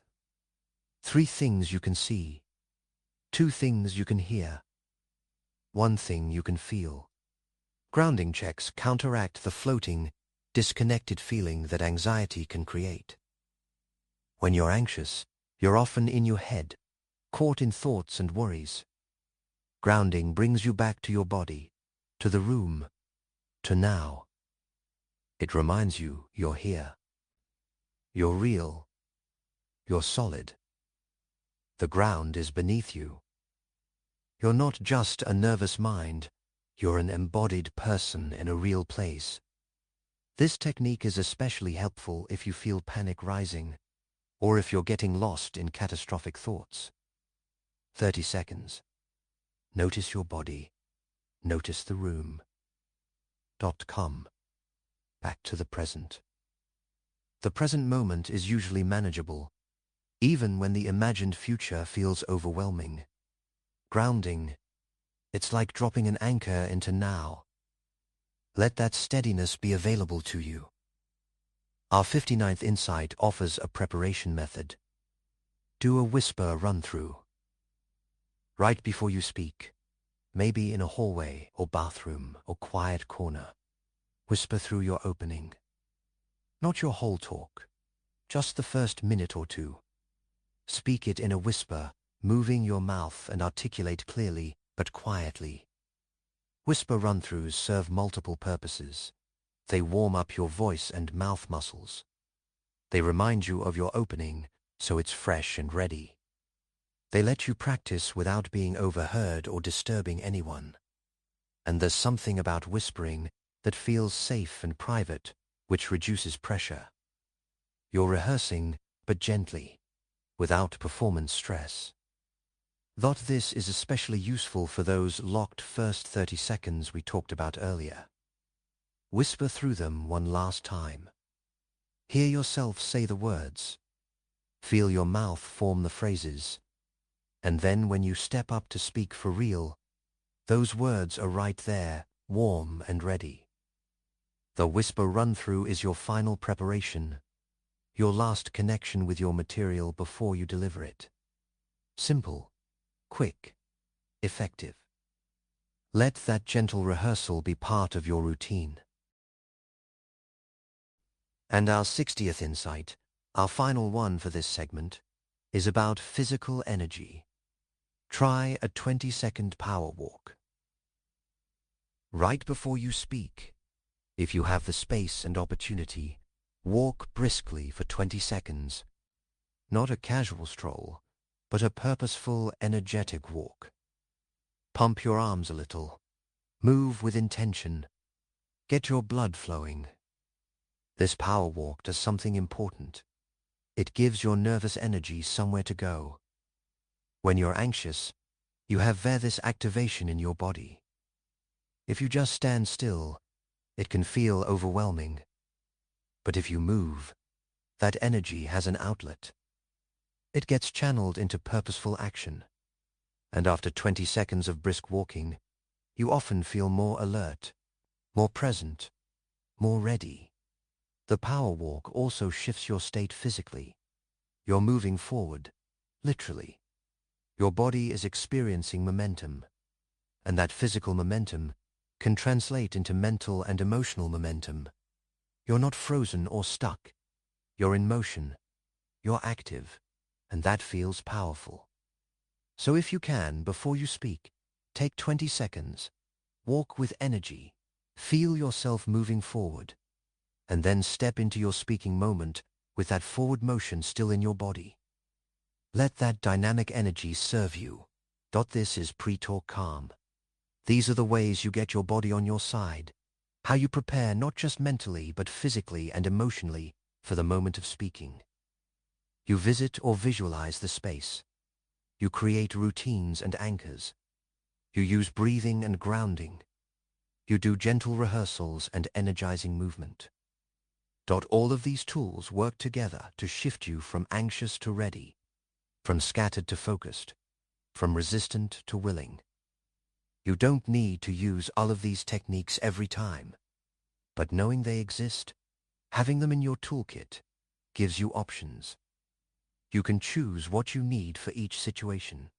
Sometimes you need grounding. Sometimes you need energy. Sometimes you need calm breathing. Sometimes you need a whisper rehearsal. Listen to what you need and use the tool that fits. Your body is not your enemy. It's not betraying you with its nervousness. It's trying to help you, trying to prepare you, trying to give you the energy and alertness you need. And with these techniques, you can work with your body instead of against it. You can guide it toward calm and readiness. You can become partners in this speaking experience. Rest now, knowing you have so many ways to prepare, so many tools to create the state you need. Let these techniques settle into your memory, ready to be used when you need them. You're not helpless in the face of nerves. You're capable of guiding yourself toward calm. And that capability, it's already within you. Allow yourself to sink even deeper into relaxation now. We're going to explore something quite practical: how to walk on stage ready, how to activate yourself in those final moments before you speak. And we'll discover these techniques gently, letting each word settle into your understand as you drift towards sleep. Let's begin with our 61st insight. Wonderfully simple. Do a 10-second posture reset. Right before you walk to the front or step on stage, take 10 seconds to check and adjust your posture. Roll your shoulder back and down. Lengthen your spine. Plant your feet firmly. Lift your chin just slightly. Feel yourself standing tall and grounded. This 10-second reset does something important. It shifts you from whatever slouched or tense position you might have been in while waiting, and puts you into a position of readiness and confidence. Your body language affects not just how others perceive you, but how you perceive yourself. When you stand tall, you feel taller. When you stand grounded, you feel more stable. Think of it as putting on your speaker posture, like putting on a jacket. It's a small physical transition that marks the shift from waiting to doing. 10 seconds. That's all it takes. Check your shoulder, feel your feet. Stand tall, and then move forward from that place of physical confidence. Your body is ready. Let that readiness spread through you even now as you rest. Our 60-second insight activates your speaking instruments. Warm up your voice and face. Before you speak, do some gentle vocal warm-ups and facial stretches. Hum a little. Say a few tongue twisters quietly. Make exaggerated facial expressions, big smiles, raised eyebrows. Open your mouth wide. This prepares your voice and face for the work they're about to do. Cold voices sound thin and tight. Warm voices sound rich and confident. Cold faces look stiff. Warm faces look animated and engaging. These are your instruments. They need a moment of preparation, just like a musician tunes their instrument before playing. And the warm-up doesn't need to be elaborate or long. Even 2 or 3 minutes makes a difference. You can do this in a bathroom, in your car, in a quiet hallway.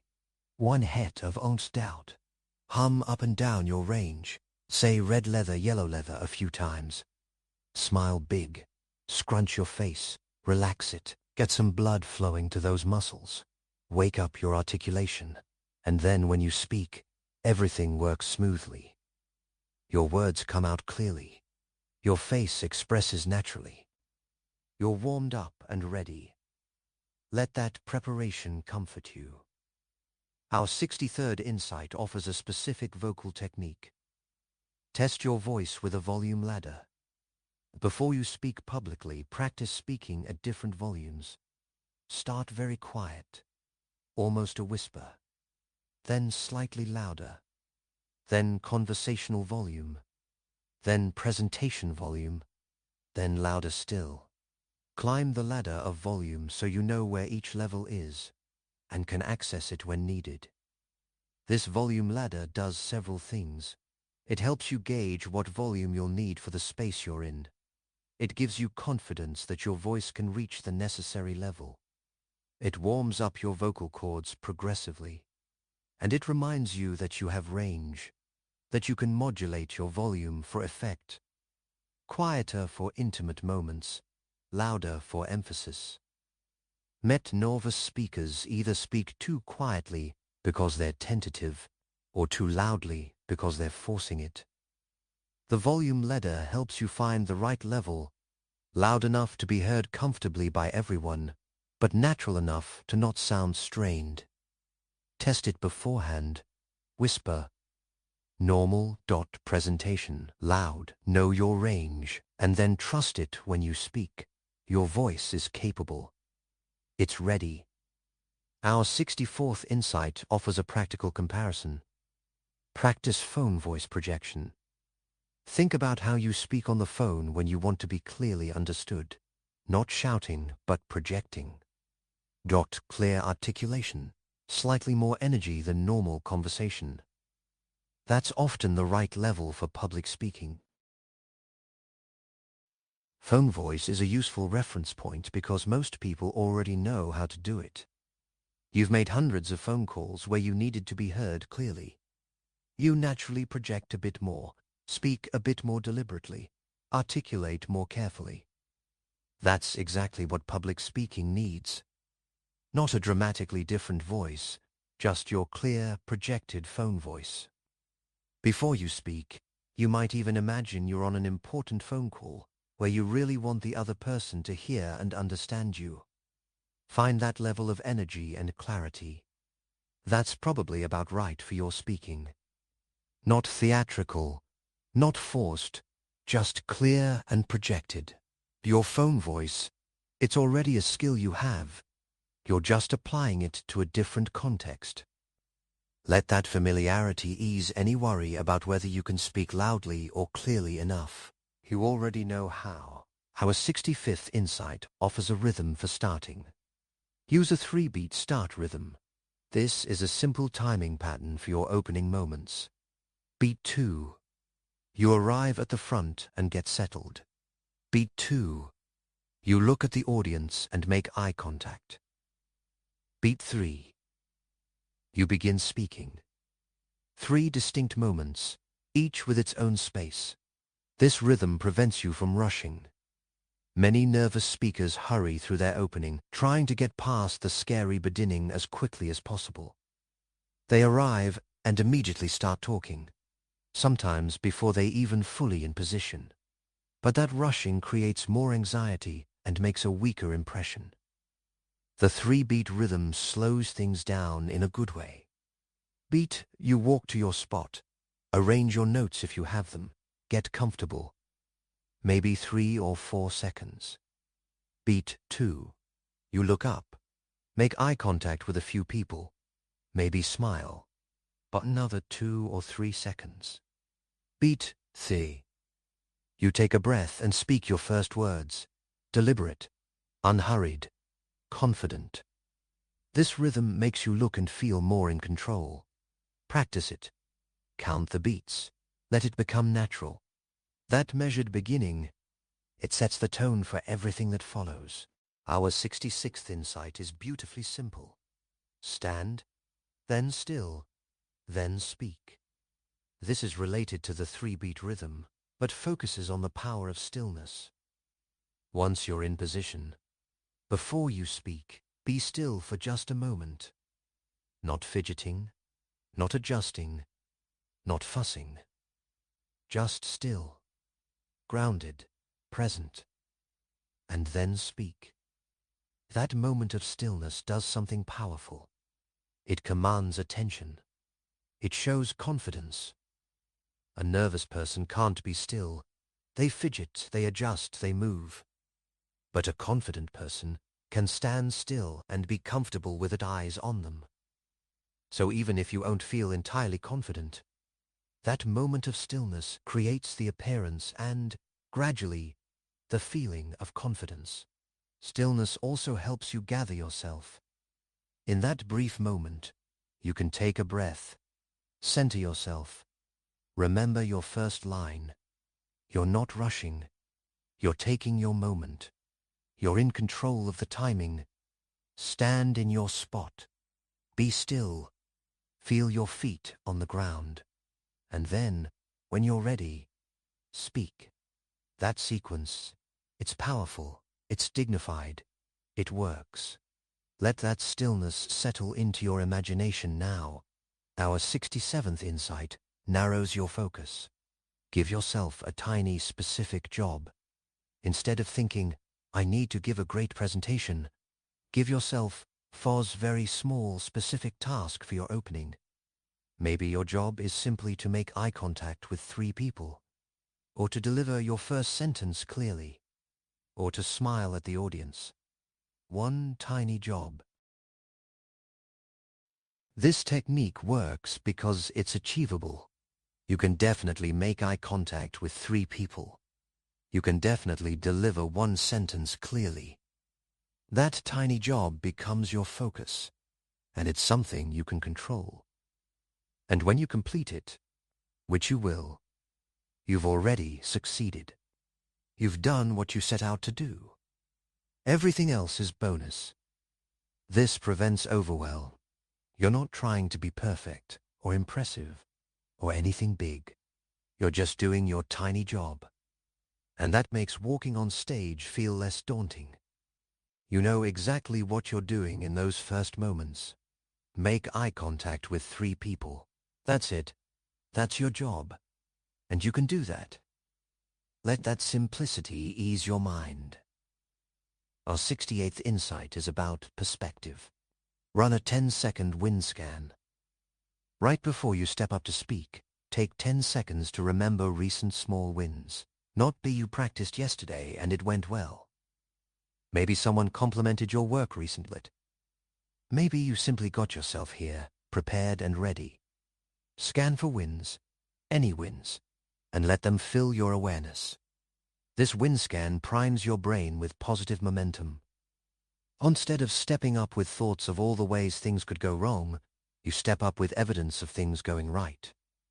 Your brain enters the speaking moment with a positive bias. You're building on success, not trying to overcome anticipated failure. The wins don't need to be major, but they don't need to be about public speaking. They just need to be real. You did something well, recipient. You made progress on something. You showed up. These are wins. Acknowledge them. Let them be the lens through which you view what's about to happen. You're someone who wins, who succeeds, who handles things. That's who's about to speak. Let that identity strengthen you.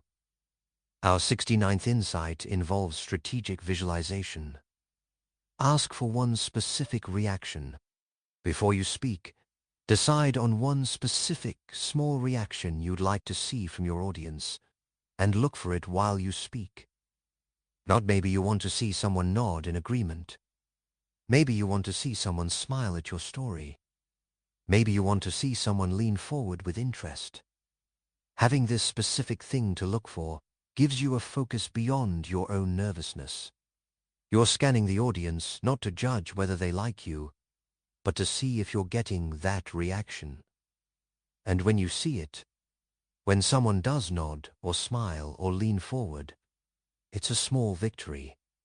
It's proof that you're connecting. It's encouragement that helps you keep going. This also makes the audience less monolithic and intimidating. You're not facing a wall of judgment. You're looking for a specific human response. And audiences usually do respond. Someone will nod. Someone will smile.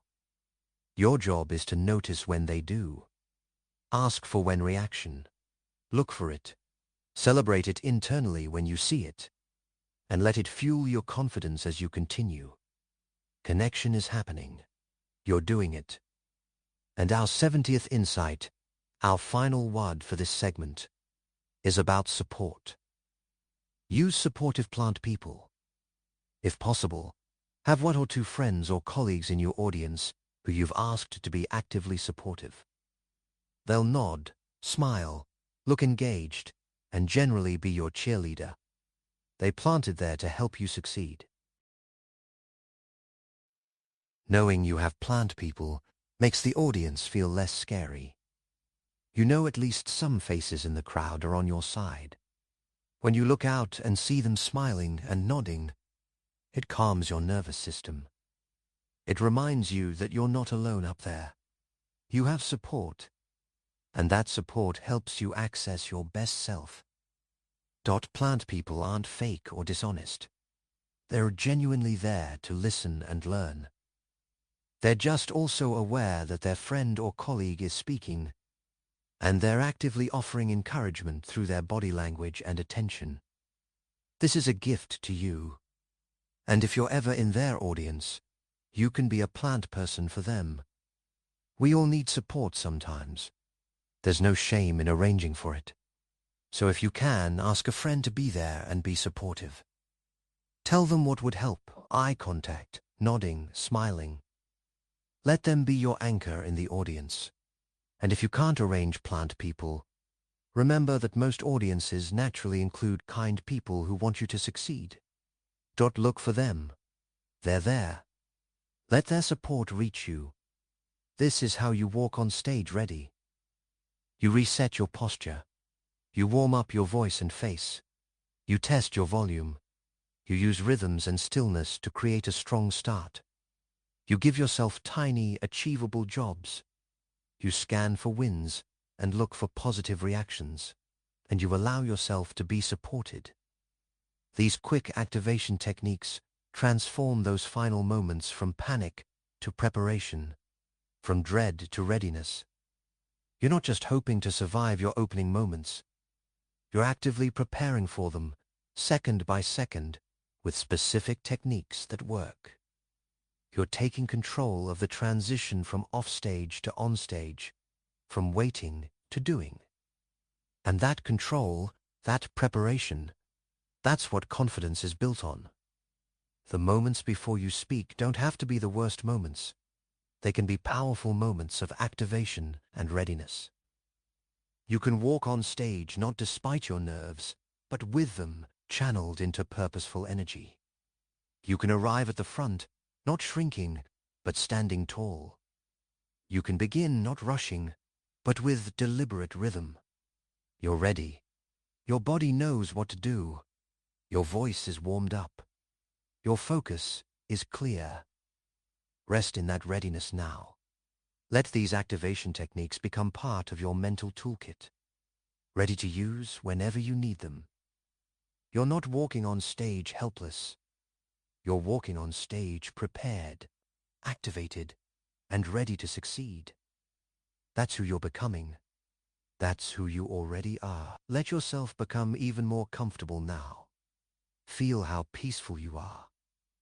We're going to explore something really quite wonderful, how to deliver your talk in a way that looks confident, even when you don't feel entirely confident inside. And we'll discover these techniques slowly, peacefully, letting each settle into your understand. Let's begin with our 71st insight, and it's foundational. Stand on a stable base. This means planting your feet about shoulder width apart, weight distributed evenly, feeling grounded and solid. Not swaying, not shifting from foot to foot, not standing with your feet too close together or crossed. Just stable, like a tree with deep roots. A stable base does something remarkable for how you're perceived. You look confident, grounded, certain. People who are nervous tend to sway or shift or stand with their weight hard on one leg. But someone standing on a stable base looks like they know what they're doing, like they belong there. And here's the beautiful thing. When you stand this way, you begin to feel more stable too. Your physical stability creates mental stability. Practice this right now, even in your imagination. Feel your feet shoulder width apart. Feel your weight evenly distributed. Feel yourself solid and unmoving. That's your foundation. That's where confidence starts, with your feet on the ground. When you speak, return to this stable base. Check your feet. Are they planted? Good. Then you're grounded. Then you're ready. Let that stability be yours. Our 70-second insight expands this. Use power posture and body language. Stand tall, with your shoulder back and down, not hunched or rounded. Keep your chest open, not collapsed. Hold your head level, not looking down at notes constantly. Use your full height. Take up space. This is power posture, and it communicates confidence to your audience and to yourself. But body language speaks before words do. When you walk to the front with power posture, the audience's first impression is positive. They see someone who looks comfortable, confident, capable, and that first impression colors everything that follows. They're more likely to receive your message well because you look like someone worth listening to. Our power posture isn't about being aggressive or dominating. It's about being present and comfortable in your own body. It's about not apologizing for taking up space, for being visible, for having something to say. You have every right to stand tall. You have every right to be there. Your posture can reflect that. Stand tall. Open your chest. Claim your space. And feel how that posture affects your inner state, even now as you imagine it. Our 73rd insight addresses pace. Slow your speaking speed. When we're nervous, we tend to rush. Words tumble out quickly, sentences run together, and we speed through our content, trying to get it over with. But here's the thing. Speaking slowly makes you sound more confident. It makes you look like you're in control. like you have all the time in the world. Slow speech is powerful speech. It gives your words weight. It gives your audience time to absorb what you're saying. It gives you time to think about what comes next. And it makes you seem more authoritative. People who know what they're talking about don't rush. They take their time. They let their words land. Practice speaking more slowly than feels natural. It might feel awkwardly slow to you, but it probably sounds just right to your audience. Leave space between sentences. Don't be afraid of brief pauses. Let your pace be deliberate and measured. This is one of the simplest ways to appear more confident. Just slow down. Let each word have its moment. Let your mess breathe. That slower pace, let it calm you even now. Our 74th insight adds dynamics. Emphasize a few key words. Not every word needs equal weight. Choose certain words in each sentence to emphasize. Words that carry your meaning, words that matter. Say these words slightly louder, or with more energy, or with a pause before or after them. This creates texture and interest in your delivery. When you emphasize key words, you sound more engaging. Your speech has variety, rhythm, life. Compare these two versions. This is really important for everyone to understand, said flatly, versus this is really important for everyone to understand, with emphasis on really and everyone. The second version is more compelling, more memorable, more confident sounding. You don't need to plan every emphasis. Often it happens naturally when you care about what you're saying. But being aware of this technique helps. As you practice, notice which words carry the most meaning and let yourself emphasize them. Give them energy. Make them pop. Your delivery becomes more dynamic, more interesting, more effective. And that variety keeps your audience engaged and makes you sound like a skilled speaker. Our 75th insight offers a specific technique. Practice out-breath emphasis. This means emphasizing important words by saying them on a strong out-breath, almost like you're pushing the word out with your breath. It adds power and conviction to your delivery without requiring you to shout or strain. Try this even now in your mind. Pick a word like absolutely or crucial and imagine saying it on a strong exhale. Can you feel the difference? There's force behind it, but it's effortless force. It's your breath supporting your voice, not your throat straining. This is how singers and actors create vocal power without damaging their voices. Out-breath emphasis is particularly useful for your most important statements. This is the answer. We must take action. I know this works. The emphasis comes from breath support, not vocal tension. Practice this technique with your key phrases. Feel your breath carrying your words. And notice how much more confident and powerful your delivery sounds. Breath is your foundation. Use it well. Our 76th insight connects movement and voice, gesture to energize your voice. When you move your hands and arms while speaking, your voice naturally becomes more animated and energetic. Gestures aren't just visual. They actually help you speak with more life and conviction. Your whole body becomes involved in communication. People who stand completely still while speaking often sound flat or monotone. But when you gesture naturally, your voice rises and falls, speeds up and slows down, gains energy and interest. The physical movement translates into vocal variety. So don't keep your hands locked at your sides or gripped together nervously. Let them move. Let them help you express your ideas. Your gestures don't need to be theatrical or exaggerated. They just need to be natural extensions of what you're saying. When you talk about something big, your hands might spread wide. When you list 3 points, your fingers might count them. When you emphasize something, your hand might come down for emphasis. Let this happen naturally. Your gestures energize your voice and make your delivery more engaging. Movement and voice, they're partners. Our 77th insight suggests consistency. Choose your signature gesture. This is a particular hand movement or gesture that you use repeatedly for a specific purpose. Maybe when you want to emphasize an important point, you always make a particular gesture. This signature gesture becomes associated with your key moments. A signature gesture creates rhythm and predictability in your delivery. Your audience starts to recognize it.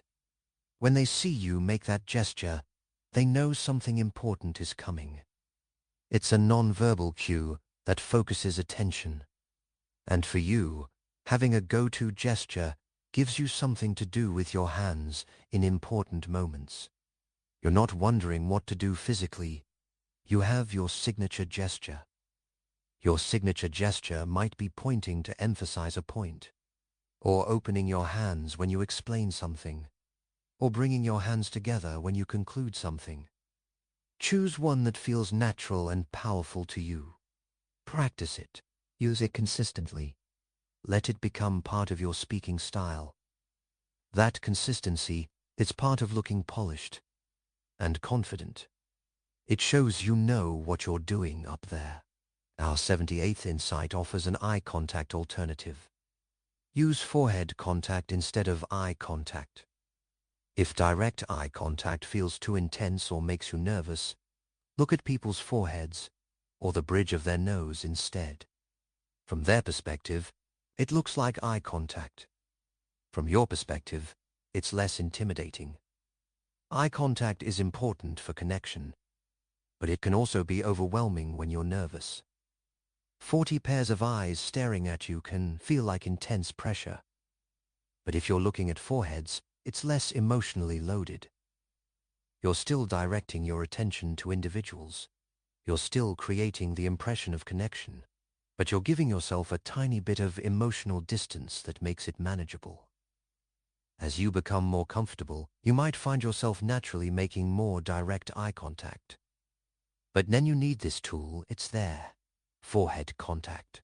It looks the same to them, feels easier for you. Move your gaze around the room, looking at different people's foreheads, and everyone feels included. It's a simple hack that makes a real difference. Let that option be available to you. Our 79th insight narrows your focus. Shift focus to a supportive listener. If the whole audience feels overwhelming, pick a person who looks friendly and engaged, and speak primarily to them for a while. Deliver a whole section of your talk to that supportive face. Then maybe shift to another supportive person. This technique makes public speaking feel more like a conversation. You're not performing for a faceless crowd. You're talking to this odd person who's smiling and nodding. And they help you. Their positive response gives you encouragement. Their attention reminds you that you're connecting. And from the audience's perspective, you're simply making good eye contact and engaging with individuals. Find your supportive listener early in your talk. Look for someone with an open, friendly expression. Speak to them. Let them ground you. And when you need a break from even that intensity, you can look at another person, or at your notes, or at a spot in the back of the room. But having that supportive listener, it's like having a lifeline. It makes the experience feel less isolating and more human. And our 80th insight, our final one for this segment, is about perspective. Shrink the crowd mentally. Instead of seeing the audience as then large, intimidating mass, mentally break them into smaller groups. The people on the left are a small group. The people in the front are another small group. The people in the back are a third small group. You're not speaking to 50 people. you're speaking to several small groups. This mental reframe makes the situation feel more manageable. Speaking to 5 people in a conversation isn't that scary. And your audience is just several of those small conversations happening simultaneously. You can look at each group, connect with them briefly, and then move to the next group. You're having multiple small interactions, not on overwhelming performance. This technique also helps you distribute your attention evenly. You don't neglect the people on the sides or in the back because you're consciously thinking of them as distinct groups you need to include. Everyone feels seen. Everyone feels addressed. And you feel less overwhelmed because you've broken an impossible task, connecting with a huge crowd, into several manageable tasks, connecting with small groups. That mental shift, let it ease any sense of overwhelm. This is how you deliver your talk in a way that looks confident, even when you're feeling nervous inside. You stand on a stable base with power posture. You slow down and emphasize key words. You use breath and gestures to energize your voice. You make manageable eye contact or forehead contact. You focus on supportive listeners and shrink the crowd mentally. These aren't lies or pretenses. They're techniques that help your outer presence match your inner capability. And here's something wonderful. When you look confident, you start to feel more confident. Your body language affects your psychology. Your slow pace calms your racing thoughts. Your gestures give your nervous energy a productive outlet. Your focused attention reduces overwhelm. The outside and inside influence each other. By managing the outside, your delivery, your body, your focus, you actually change what's happening inside. You don't have to feel completely confident to deliver confidently. You just have to use these techniques. And the more you use them, the more natural they become, until eventually, confident delivery isn't something you're performing. It's just how you speak. It's who you are as a speaker. The transformation is possible. It's happening even now as you learn these tools. Rest in the knowledge that you can look confident, sound confident, and project confidence, regardless of what you're feeling internally. These techniques are your bridge from nervous to assured, from overwhelmed to capable, from uncertain to strong. They work. They really do. And they're all within your reach. Sleep peacefully, knowing that confident delivery is a skill you can learn, technique by technique, moment by moment. You're becoming the speaker you want to be. Here we are once more, continuing this peaceful journey together. Let yourself become even more deeply relaxed now. Notice how comfortable you are, how easy it is to just listen and drift. We're going to explore something beautiful, how to create connection with your audience and maintain control of the room. And we'll do it gently, letting each insight settle softly into your awareness. Let's begin with our 81st insight, and it's about planning warmth. Mark 3 smile moments. As you prepare your talk, identify 3 specific moments where you'll smile. Maybe when you greet the audience. Maybe when you share a pleasant story. Maybe when you conclude with an inspiring thought. 3 moments where you consciously smile. Smiling does something powerful. It makes you more likable. It creates warmth and connection. It signals to your audience that you're comfortable, that you're friendly, that they're safe with you. And here's the remarkable thing. When you smile, even if you're nervous, your nervous system gets the message that things are okay. Smiling actually reduces stress and anxiety. It's both performance and medicine. By marking 3 smile moments in advance, you ensure that warmth appears in your talk, even if you're so nervous you forget to smile naturally. These are your anchors of friendliness, your reminders to connect. And when you practice, practice those smiles. Feel your pace soften and open. Notice how it changes your energy. 3 smile moments that's manageable, that's doable, and it makes a real difference. Let that warmth fill you even now. Our 80-second insight is about rhythm. Use micro pauses after laughs or nods.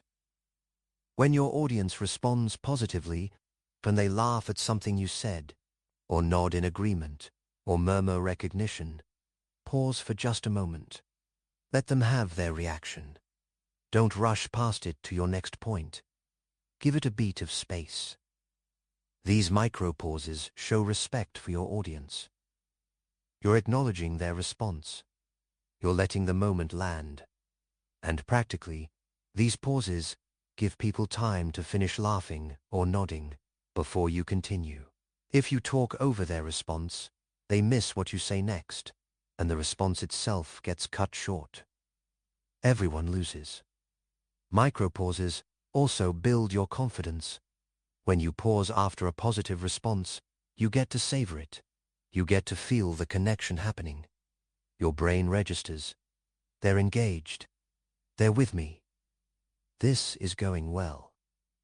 That feedback is encouraging. It fuels your momentum. So when you get a laugh or see nods, pause. Just a beat. Smile if it feels natural. And then continue. That rhythm, response, pause, continue, it creates a lovely flow of connection. Our 83rd insight addresses physicality. Use purposeful movement. Don't just stand frozen in non-spot, but don't pace nervously either. Instead, move with intention. Take a few steps when you transition to a new point. Move closer to the audience when you want to create intimacy. Step back when you want to give them space to think. Each movement has a purpose. Purposeful movement makes you look confident and dynamic. It gives your talk visual variety, which helps maintain attention. And it gives your nervous energy somewhere productive to go. Instead of fidgeting or swaying, you're moving deliberately, with control and intention. That's powerful. The key is that the movement matches your content. You're not just wandering aimlessly. You move for a reason. Now let's talk about the second point, and you take a few steps to a new position. This marks the transition physically. Your movement reinforces your structure. It helps your audience follow along. And it makes you look like someone who knows exactly what they're doing up there. Purposeful movement, let it be part of your confident delivery. Our 84th insight is about identity. Create a simple stage persona. This isn't about being fake or putting on an elaborate character. It's about being a slightly more polished, slightly more energized version of yourself. It's you at your best. You when you're on. You with the volume turned up just a notch. Your stage persona might be a bit more enthusiastic than everyday you, or more measured and thoughtful, or warmer and more expressive. Whatever feels authentic but elevated. Think of it like how you might be slightly different at a job interview than with close friends, still genuinely you, but presenting your best professional self. Having a stage persona gives you something to step into. You're not just being your normal, possibly tired, possibly distracted self. You're being speaker you, presenter you, the version of you that's focused, engaged, and purposeful. And after your talk, you can step out of that persona and relax. But while you're speaking, you're inhabiting this slightly elevated version. It's a helpful frame. It creates a bit of psychological distance from your everyday anxieties. Let that persona be available to you. And our 85th insight is about refinement. Eliminate weakening habit. We all have verbal or physical habits that undermine our authority. Maybe you say greenie constantly. Maybe you apologize unnecessarily. Maybe you touch your hair or fidget with your hands. Maybe you end statements with upward inflection, like they're questions. Pick a habit to work on eliminating. Just one. Not all of them at once. Choose the habit that weakens you most and focus on recess it. This gives you a concrete improvement goal. And when you successfully reduce why weakening habit, you sound and look noticeably more confident. You've removed the thing that was sabotaging your credibility. How do you eliminate a habit? First, become aware of it. Record yourself and watch or listen back. Notice when you do it. Then, in practice, catch yourself and pause instead of continuing the habit. Over time, with attention and effort, the habit fades. It takes patience, but it works. One habit at a time. And each habit you eliminate makes you a stronger speaker. Let that gradual refinement be part of your journey. Our 86th insight offers a helpful reframe. Pre-label nerves as stage mode. Before you even feel nervous, decide that any nervous sensations you experience are simply you entering stage mode. It's not anxiety, it's activation. It's your system preparing you for performance. It's stage mode, and stage mode is normal, useful, even desirable. This pre-labeling does something clever. It takes away the negative interpretation of nervous sensations. You're not panicking. You're not falling apart. You're entering stage mode, which is what happens to speakers, performers, and presenters. It's part of the process. It's a sign that you're taking this seriously, that you care, that your body is mobilizing resources. When you feel your heart racing or your palms sweating, you can think, stage mode. Right on schedule. Not with dread, but with recognition. This is what's supposed to happen. And stage mode, unlike panic or terror, is something you can work with. It's energy you can channel. It's a state that includes both activation and capability. Pre-label it, expect it, and welcome it when it arrives. Let that acceptance ease your relationship with nervousness. Our 87th insight is about safety nets. Plant a rescue line. This is a prepared sentence you can say if you lose your place, forget what comes next, or need a moment to regroup. Something like, let me pause for a moment to make sure I'm explaining this clearly. Or, that's an important point, so let me emphasize it again. Or simply, let me think about the best way to say this. A rescue line buys you time without making you look lost or incompetent. You're not I forgot what I was going to say. You're making a deliberate statement that gives you a few seconds to remember your next point, consult your notes, or decide how to proceed. To the audience, you look thoughtful and careful. To you, it's an emergency brake that lets you regain control. Having a rescue line prepared reduces anxiety because you know you have an escape route. If the worst happens and your mind goes blank, you're not helpless. You have this tool. You can say your rescue line, take a breath, and find your way forward. It's your safety net. And just knowing it's there, that makes you more relaxed and less likely to need it. But if you do need it, it's ready. Let that preparedness comfort you. Our 88th insight involves preparation. Use mistake rehearsal. This means actually practicing what you'll do when something goes wrong. Drop your notes on purpose and practice picking them up calmly. Say a sentence wrong and practice smoothly correcting it. Lose your place and practice using your rescue line. Rehearse mistakes and recovery. Why practice mistakes? Because when you've rehearsed recovery, actual mistakes become less scary. You've already experienced the worst, and practiced handling it. Your brain knows, oh, I dropped my notes. I know what to do here. I've practiced this. The panic doesn't set in because you have a practiced response. Mistake rehearsal also normalizes imperfection. You stop trying to deliver a flawless performance, which is impossible, and instead focus on delivering a resilient performance, which is very possible. Resilient speakers make mistakes and recover smoothly. That's the real skill. So practice it. Make mistakes intentionally, and practice your calm, confident recovery. That practice will serve you well when real mistakes happen. And they will happen. And you'll be ready. Our 89th insight offers a perspective shift. Feedback gift flip. This means reframing critical feedback or mistakes as gifts that help you improve, rather than judgments that prove you're inadequate. When something goes wrong or someone points out an issue, think, thank you, that's useful information, rather than, oh no, I failed. This flip is powerful because it removes the emotional sting from feedback and mistakes.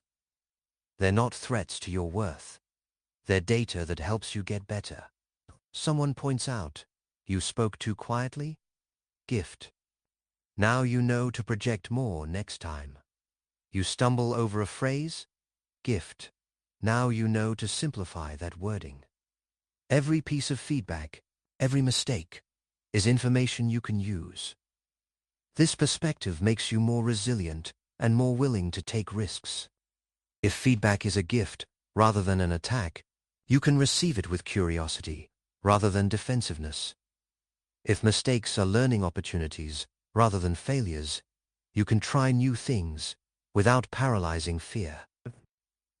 The feedback gift, flip. It changes your relationship with imperfection from fear to appreciation.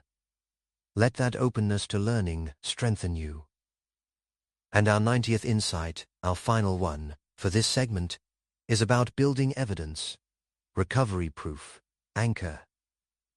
This means collecting and remembering times when you made a mistake while speaking and recovered successfully. Each recovery becomes proof that you can handle problems. You build a mental collection of recovery stories. Maybe once you forgot your next point, paused, checked your notes, and continued smoothly. That's recovery proof. Maybe you accidentally said the wrong name, corrected yourself with a smile, and everyone moved on. Recovery proof. Maybe your technology failed, and you adapted and delivered your content without slides. Major recovery proof. Each of these experiences goes into your collection. And then, before future speaking opportunities, you can access this collection.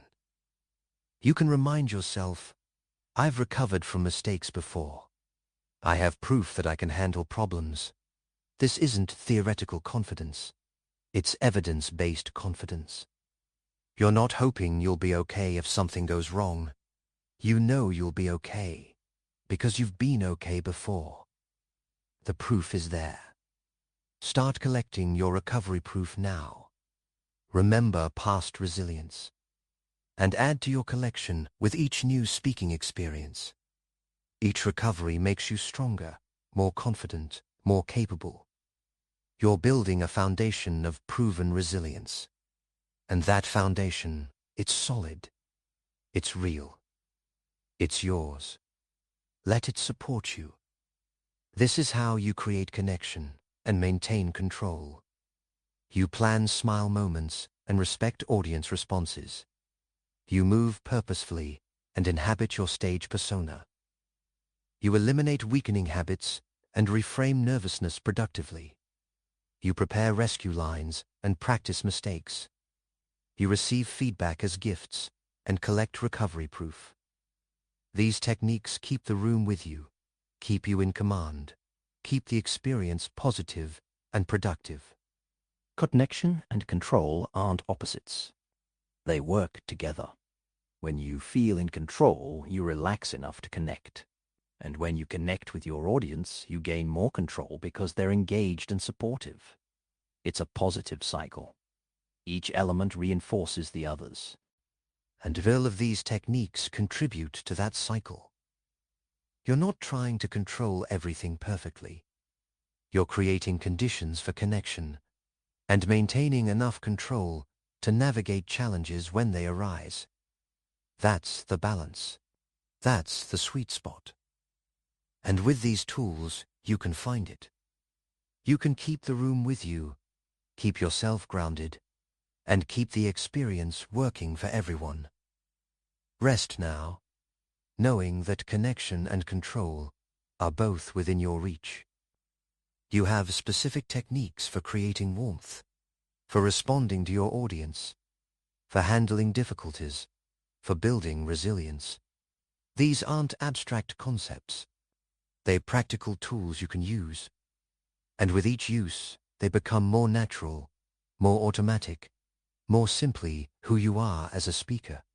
Sleep peacefully, trusting your growing capability. You're becoming someone who connects authentically and maintains confident control. That's the speaker emerging through all this practice and learning. That's you. Welcome to this final part of our gentle journey together. Let yourself sink into the deepest relaxation now. Feel how peaceful you are, how ready for rest. We're going to explore something truly liberating, how to turn mistakes into momentum, how to use every experience to improve quickly. And we'll let these final insights settle softly into your mind as you drift toward sleep. Let's begin with our 91st insight, a beautiful reframe, human connector reframe. None of this means seeing your mistakes and imperfections not as failures, but as moments that make you more human, more relatable, more real to your audience. When you stumble over a word or lose your train of thought, you're not losing credibility, you're gaining humanity. Perfect speakers are actually harder to connect with. They seem distant, untouchable, not quite real. But when you make a small mistake and handle it gracefully, your audience relaxes. They think, oh, they're human too. They're row of us. That vulnerability creates connection. It builds trust. It makes people more receptive to your message because they feel closer to you. So when you make a mistake, instead of thinking, I've ruined everything, try thinking, I just became more human and relatable. That was a human connector moment. This reframe removes the shame and replaces it with understand. Your mistakes aren't destroying your talk. They're actually strengthening your connection with your audience. Let that truth ease any fear of imperfection. Your humanity is one of your greatest assets. Our 90-second insight offers a learning perspective, data point mindset. This means treating every speaking experience, especially the difficult ones, as data rather than judgment. You're not succeeding or failing. You're gathering information. Each experience tells you something useful about what works and what doesn't. When you adopt a data point mindset, pressure evaporates. You're not being tested. You're conducting an experiment. I tried starting with a question today, and people seemed engaged. Data point. Or I spoke too fast in the middle section, and people looked confused. Data point. Or making eye contact with the person in the front row helped me feel calmer. Data point. Just information. Just data. This mindset makes you curious rather than judgmental. Instead of beating yourself up over mistakes, you're interested in what they reveal. What can you learn from this? What would you adjust next time? The data point mindset turns every experience into a teacher. Nothing is wasted. Everything contributes to your improvement. And that perspective, it makes the whole journey less stressful and more productive. You're learning, always learning, with data point at a time. Our 93rd insight labels growth. Progress marker label. Every time you speak, even if it doesn't go perfectly, you've created a progress marker. You're further along your journey. You've done it one more time. You have more experience now than you did before. That's progress, regardless of how it felt in the moment. Progress markers accumulate. Your 5th talk is a progress marker beyond your 4th. Your 10th is a marker beyond your 9th. Even if you don't feel dramatically different each time, you're building experience, and experience creates competence. The path to skill is paved with progress markers, small steps, repeated actions, gradual improvement. When you finish a talk, instead of immediately judging whether it was good or bad, label it as a progress marker. I did it. That's in more. I'm further along. This removes the binary pressure of success or failure and replaces it with a sense of forward movement. You're on a path. You're making progress. This talk is in more marker on that path. Let that perspective encourage you. Every experience moves you forward. Our 94th insight transforms relationships. Audience ally shift. This means consciously shifting your perception of your audience from potential judges or critics to allies who want you to succeed. Most audiences genuinely hope you do well. They're on your side. They're rooting for you, not hoping you'll fail. When you see your audience as allies, everything changes. You're not performing for hostile critics. You're sharing something with supportive people. They came because they're interested in your topic. They want to learn from you or be inspired by you. They want their time to be well spent, which means they want you to succeed. Your success is their success. This shift reduces defensiveness and fear. You're among friends, essentially. People who chose to be there, who are giving you their attention, who want this to go well. Even if they're strangers, they're friendly strangers. They're audience allies. Hold that perception as you speak. Not look at them with appreciation for their support, rather than fear of their judgment. That shift, it opens your heart and calms your nerves. They're with you, not against you. Our 95th insight offers a practical technique. Energy redirect trick. When you notice nervous energy rising, that jittery, uncomfortable feeling, deliberately redirect it into enthusiasm about your topic. Channel that energy from, "I'm so nervous," to, "I'm so excited to share this." Same energy, different direction. This redirect is a choice you make in the moment. You feel the energy building, and instead of letting it spiral into anxiety, you consciously point it toward your content. This topic matters so much. I really want them to understand this. I'm energized about sharing this idea. The physical sensation might be similar, but the emotional experience transforms completely. But the energy redirect trick works because nervous energy and enthusiastic energy are physiologically similar. Racing heart, heightened alertness, extra adrenaline, these happen with both. But enthusiastic energy feels good. It's productive. It animates your delivery instead of paralyzing you. So practice this redirect. Feel the energy and deliberately channel it toward positive excitement about your message. That energy becomes fuel instead of obstacle. Let that transformation be yours. Our 96th insight celebrates courage, boldness, badge claim. Every time you speak publicly, you earn a boldness badge. You did something brave. Most people avoid public speaking. Most people let fear stop them.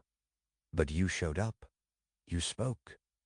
That took courage, and courage deserves recognition. Claiming your boldness badge means acknowledging your bravery, especially on the difficult days. Maybe your talk didn't go perfectly, but you were bold enough to try. Maybe you felt terrified, but you were bold enough to do it anyway. That boldness is real. That courage counts. It's not contingent on perfect performance. It exists in the choice to show up despite fear. After each speaking experience, award yourself a boldness badge. Literally or metaphorically, recognize your courage. I was bold today. I faced my fear and did it anyway. I showed up. This practice builds self-respect and motivation. You're not just a speaker, you're a bold speaker. Someone who chooses courage over comfort. That identity, it's powerful. It's worthy. It's yours. Claim it. Our 97th insight finds value in everything. Story fuel spin. This means recognizing that every speaking experience, especially the challenging or embarrassing ones, becomes a story you can tell later. Your mistakes and difficulties become material. They're story fuel for future talks, for conversations, for teaching others. That time you completely blanked on stage? That's a story about resilience and recovery. That presentation where the technology failed? That's a story about adaptability. That nervous first speech where you shook the whole time? That's a story about courage and growth. These experiences aren't just pain, they're future inspiration for yourself and others. When something goes wrong, you can think, well, this is terrible right now, but it's going to make a great story. That thought creates distance and perspective. It reminds you that this moment isn't your whole story, it's one chapter. And even difficult chapters have value. They're story fuel. They're material for your journey narrative. Nothing is wasted. Everything can be transformed into meaning. Let that alchemy comfort you. Our 98th insight offers mathematical perspective. Net positive calculation. After you speak, instead of obsessing over what went wrong, do a net positive calculation. List everything that went right, even small things, and everything that went wrong. Then look at the balance. Usually the positive list is longer than the negative list. The net result is positive. This calculation counters our brain's negative bias. We tend to fixate on mistakes and overlook successes. But when you deliberately list both, you see the reality. Most things probably went okay or well. You remembered your main points. You made eye contact. People seemed engaged. You finished on time. These are what wins. Yes, maybe you stumbled over a word or two, but in the net calculation, you're in the positive. Do this calculation after each speaking experience. Write it down if that helps. Force yourself to find the positives, even if your brain wants to spiral into criticism. The net positive calculation gives you a fair, balanced assessment. And usually it reveals that you did better than you feared. That truth, it builds accurate confidence and motivates you to keep going. The net is positive. You're doing better than you think. Our 99th insight shapes your immediate aftermath. Plan a kind first thought after you finish. Before you even speak, decide what you're going to think immediately after you finish. Not a judgment, but a kind, supportive thought. Something like, I did it, or I showed up, or I was brave today. This planned first thought prevents you from immediately jumping to criticism and self-judgment. Those critical thoughts will try to rush in at the things you think you did wrong. But if you have a kind thought planned and ready, you can deploy it first.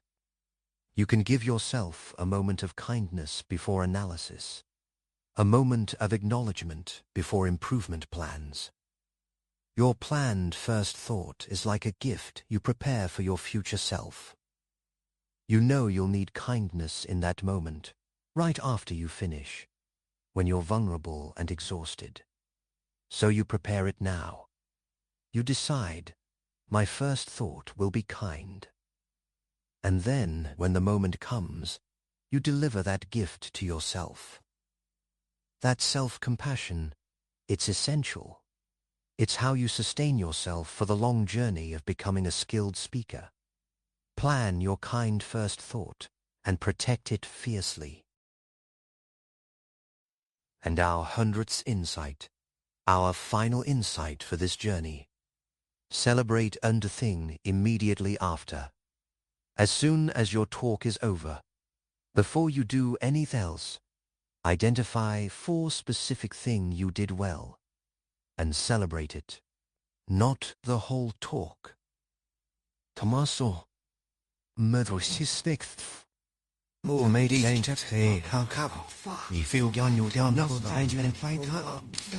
Spart im I told that story clearly. One thing. This immediate celebration does something powerful. It ends the experience on a positive note. Your brain's last thought about this speaking event is a celebration, not a criticism. And that final thought influences how you remember the whole experience. It also trains your brain to look for wins, to notice what's working, to build on success rather than obsessing over failure. The celebration doesn't need to be elaborate. You can just think, yes, I did that well, with a small internal fist pump. Or you can tell someone, hey, I'm proud that I did this specific thing today. Or you can write it down in a speaking journal. The key is immediacy. Celebrate right away, before the critical voice takes over. One thing, one specific win. Celebrate it, and let that celebration be the period at the end of this sentence of your speaking experience. This is how you turn mistakes into momentum and improve quickly. You reframe mistakes as human connectors and data points. You label each experience as a progress marker. You see audiences as allies and redirect your energy productively. You claim boldness badges and recognize story fuel. You calculate net positives, plan kind first thoughts, and celebrate specific wins immediately. These aren't just nice ideas, they're practical tools that change your relationship with speaking, with mistakes, with growth. Every insight we've explored over these 100 facts has been building toward this. You are capable of learning public speaking quickly. Not through magic, not through perfect performances, but through smart preparation, kind self-treatment, practical techniques, and perspective shifts that make the journey sustainable and even enjoyable. You've learned how to flip your mental state, how to build confidence, identity, how to know your audience and message. You've learned how to make talks memorable, how to rack up practice reps, how to create pre-talk calm. You've learned how to walk on stage ready, how to deliver confidently, how to maintain connection and control. And now you know how to turn every experience, even the difficult ones, into momentum for improvement. These 100 facts aren't just information, they're tools, they're strategies, they're reframes and techniques that actually work. And they're available to you now, whenever you need them. You don't have to use all of them at once. You can choose what fits your situation, what resonates with your style, what addresses your specific challenges. This is your toolkit now. Use it well. And as you drift towards sleep now, let all of these insights settle deep into your mind. Let them integrate with your understand. Let them become part of how you think about speaking, about fear, about growth, about yourself. You're not the same person who started this journey. You're someone with knowledge, with tools, with perspective. You're becoming a confident speaker, one insight at a time, one experience at a time. The path is clear. The tools are ready. The capability is within you. All that remains is to begin, to practice, to speak. And you will. You will take these 100 facts and transform them into lived experience. You will move from knowing to doing, from understand to embodying. And with each speaking opportunity, you will become more skilled, more confident, more authentically yourself on stage. Rest now, sleep deeply, and when you wake, remember you know how to learn public speaking quickly. You have everything you need. The journey is yours to take, and it begins whenever you're ready. Thank you for this time together. May you sleep peacefully and wake ready to speak boldly. Good night.